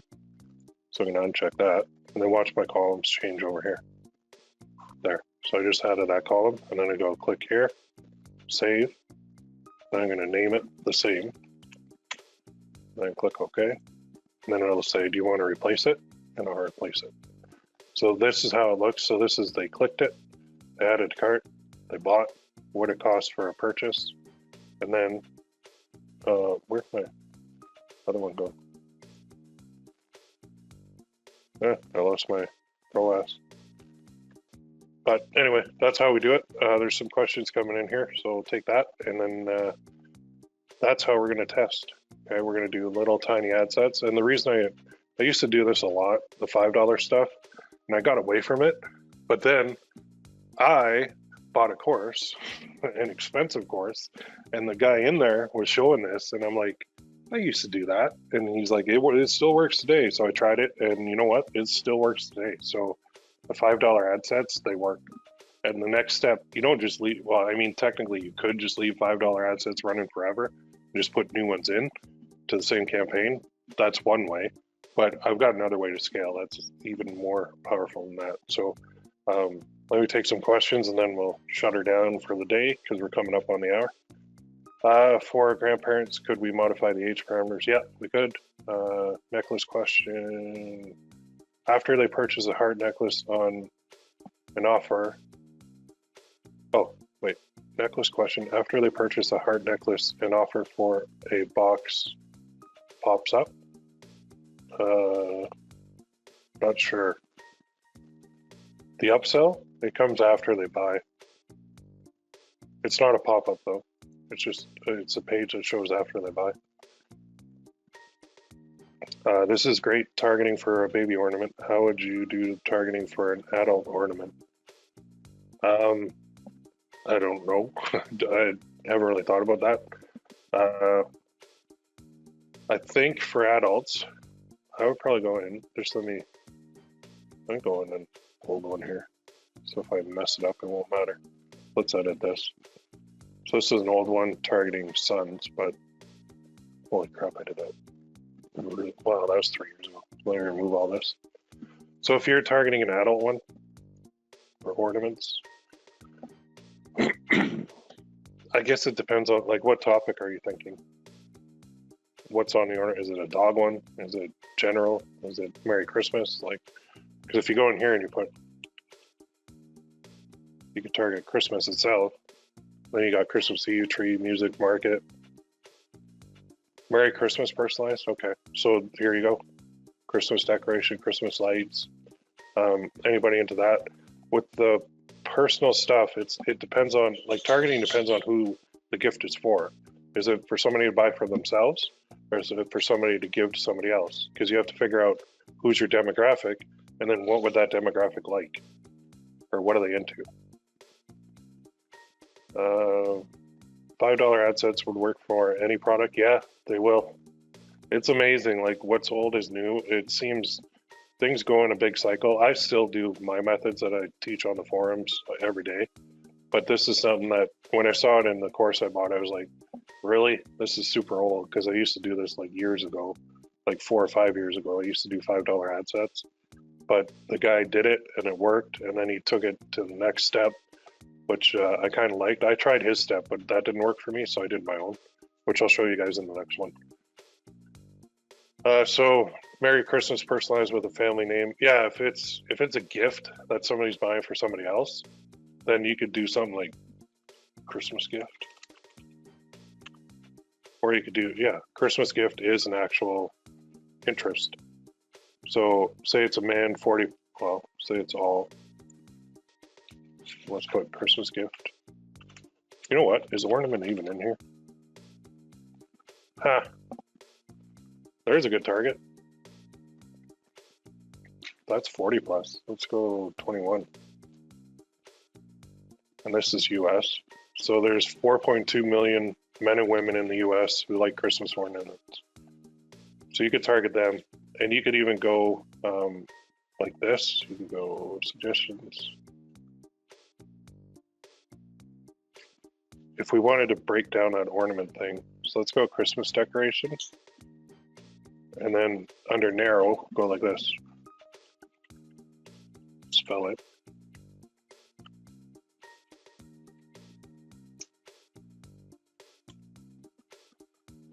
So if you go Christmas decoration and Christmas ornament, there's 1.5 million. Okay, so then hit suggestions and then do Christmas lights and Christmas ornaments. Now you're at 370,000, still good. Christmas tree. On 1.8 million. So it's huge. The market's huge. I'm just switching out this one and leaving in ornament. So yeah, that's how I would target it. I'd leave it wide open on the age. Gender-wise, I don't know which one's going to work better, so I can't tell you yet, but that's how I'd set them up. You could even go just ornament, but if you do subsets of ornament, like we are here, you could even do this. So this is people who are into baseball, and they like Christmas ornaments, 2.3 million. You can even do golf. So all I'm doing is breaking down that ornament interest into different subsections. So it doesn't have to be Christmas related. And then once you've got a bunch of sales, your targeting can be this, nothing. You can literally have no targeting and just rely on your pixel in order to get the sales. You think this will sell for 29? I don't know. I haven't really sold ornaments, but it's personalized, and whenever anything is personalized, you can always raise the price. And for me, I always go higher than lower. So I don't like selling cheap stuff, and cheap to me is like a low price. So I'm always going to go higher. Plus, when you're running paid traffic, you can't go lower because you'll never make a profit. So if you're putting these on an Etsy store where their price is a factor, or Amazon where price is a huge factor because people go to Amazon to buy the cheapest thing they can.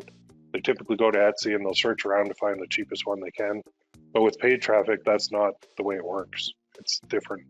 So I remember I talked earlier about, well, I don't know if it was the last webinar, but pricing, there's subsets of people. There's a large segment of the population that always looks for the cheapest thing. And then there is a segment of the population that doesn't care about that. And they want to buy things that cost more because they think it's a higher value. And if you think about it, if you're buying a Christmas gift for, say say I'm a grandpa, and I'm like, my daughter just had a baby, and I want to buy her a Christmas gift. I don't want to buy her a $15 ornament because that's cheap. I feel better buying her a $30 one or a $40 one or a $50 one, because then I know that I actually paid a little bit more for it because she's worth it to me. See what I mean? It's all in who the buyer is, and there's all different types of buyers. So I don't chase the cheap buyers at all. Everybody else can have them. I'll go for the other ones, and there's a lot of them. It is definitely doable. Oh, there we go. Sold a few personalized ornaments for $29.95 this week, so it's doable. Right on. Thanks, Kenny. There we go. So we have proof. And I do feel that this is going to sell anyway. I'm going to discard these drafts. With mine, if I see it's working, I'm going to test higher prices first. I'm never going to go lower. I'll always go higher. So I'm kind of different. Sorry, I may have missed this, but is it one campaign and one ad targeting and one interest? No, it's one campaign. Okay, this is my campaign. All of my ad sets are in the one campaign, and all of my ad sets are $5 each. And the rules apply to the active ad sets in this campaign. So the rules will check this every 30 minutes. It'll check every ad set. If it's spent $10 without an add to cart, it'll turn it off for me automatically. And then if it spends $20 without a purchase, it'll turn it off automatically for me. So you could even go here and do one other rule. So this is, let me just add it here. I'd have to add 5.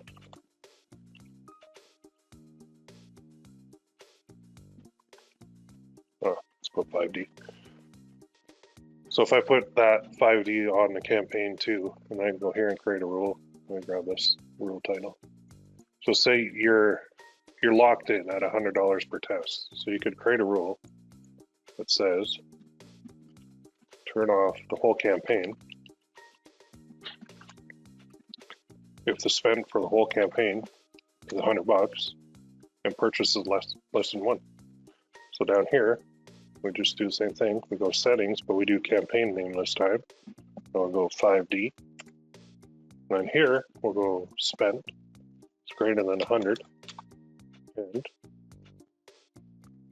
this is actually a good rule for you guys to use because it eliminates the emotional reaction. This one says, if you don't have a purchase by $100 spent, turn this off. And it'll check it every 30 minutes for the whole campaign for the life of it, lifetime range. There we go. I think that's probably a good one that you guys should put in. Now you really don't even have to look at, or you don't have to worry about turning anything off in here, or even turning the campaign off. So when it gets to that point where the whole thing is spent $100 and it doesn't have a sale, that means it's a failed test. So that means Facebook will turn it off automatically for you. Okay, another question. If I start a new campaign with a new product using the same setup, would the rules apply to the new campaign if I were set at $5 a day, or would I need to establish new rules for each campaign? So if you follow the same format and you have this 5D in it, the rules will apply to the new campaign. Same here. Oops, ad set. So if your ad set has 5D, any ad set you launch in this account with 5D on it, these rules will apply to it. So you do not have to redo these rules. Now, if you do another product with a different price point, then you're probably going to want to do a new set of rules, and you're probably going to have a different naming convention in here. So instead of 5D, like I have other methods like the CBO steady and the Sabo method. And so I literally put like CBO steady, or I put steady in there, and then my rules are triggered off the word steady in the campaign name. Or in the ad, yeah, steady, CBO steady is ad set, Sabo is one campaign, one ad set, one ad. But Yeah, so the rules will apply because it's set to check the ad set for the word 5D. So it'll apply to everything. So another person saying, why don't you do your normal rule number 3, purchase greater than 0 and ROAS greater than 2 lifetime? Just because this is a test campaign and I'm not really going to be scaling in here. And these move so slow that I can manually go in and check, you know, if something got a sale. I can go in like once every other day if I wanted to check this campaign because it moves so slow. Like this moves super slow. So this is really good for new people because the speed is like snail's pace. But it does make money. It does work. When we get into the scaling method that I'm going to show next week, we're going to use that rule again, where it's going to check when it has a sale because it moves quicker. All right. So I'm losing my voice. I got to go get some water, maybe coffee. I appreciate everybody coming on. I hope you guys are pumped. I think this is going to work really well. I really like this a lot. We've got a great campaign set up. And then all you do is you repeat everything you learned today with the next design. You create another listing on Gearbubble, another upsell. You put all your settings in place, and then you create another Facebook ad campaign. Use that 5D in it, and you don't have to repeat the rules at all. They'll all apply to every campaign you do with 5D in it. Okay? Awesome. Awesome. One more. Would you suggest launching multiple ornaments or just the one? Oh, definitely multiple. So each ornament gets its own campaign. Okay? So this is my number 1. So the next one, I could just do, if I have another first Christmas one, I could do a duplicate of this, and I could switch out the ad. And I just change the number from 1 to 2. But you're going to have to do multiple tests in order to find a winner. I mean, we've got as good a head start as we can possibly get. We're set up in the best position possible, but it doesn't guarantee, that's active already, that this is going to get sales. I mean, when it does get sales, I'll show you guys, but it doesn't guarantee it's going to. So think of testing as you're throwing out a wide net to see which one of your ornaments works, and that whichever one works is the one that we're going to scale. And the scaling is in the next live training session. I'll show you the method I'm using for that. All right. Yeah, only start Tuesday, Wednesday, Thursday. You can actually do the weekend now too because it is 4th quarter. Just don't start anything new on Monday. Any benefits starting at $10 a day rather than $5? You can do any method you want. This is just a method that I'm teaching in this one because it works. So feel free to experiment. Can't wait for it to be up on recording so I can go slow and get it right. Yeah, you'll get it right. Right on. Okay, I'm going to leave it at that. You guys have a great day, and we will talk to you in the forums. If you have any questions, post them in the forums, and I will I'll see you in there. And I'll let you guys know when I get my first sale here too.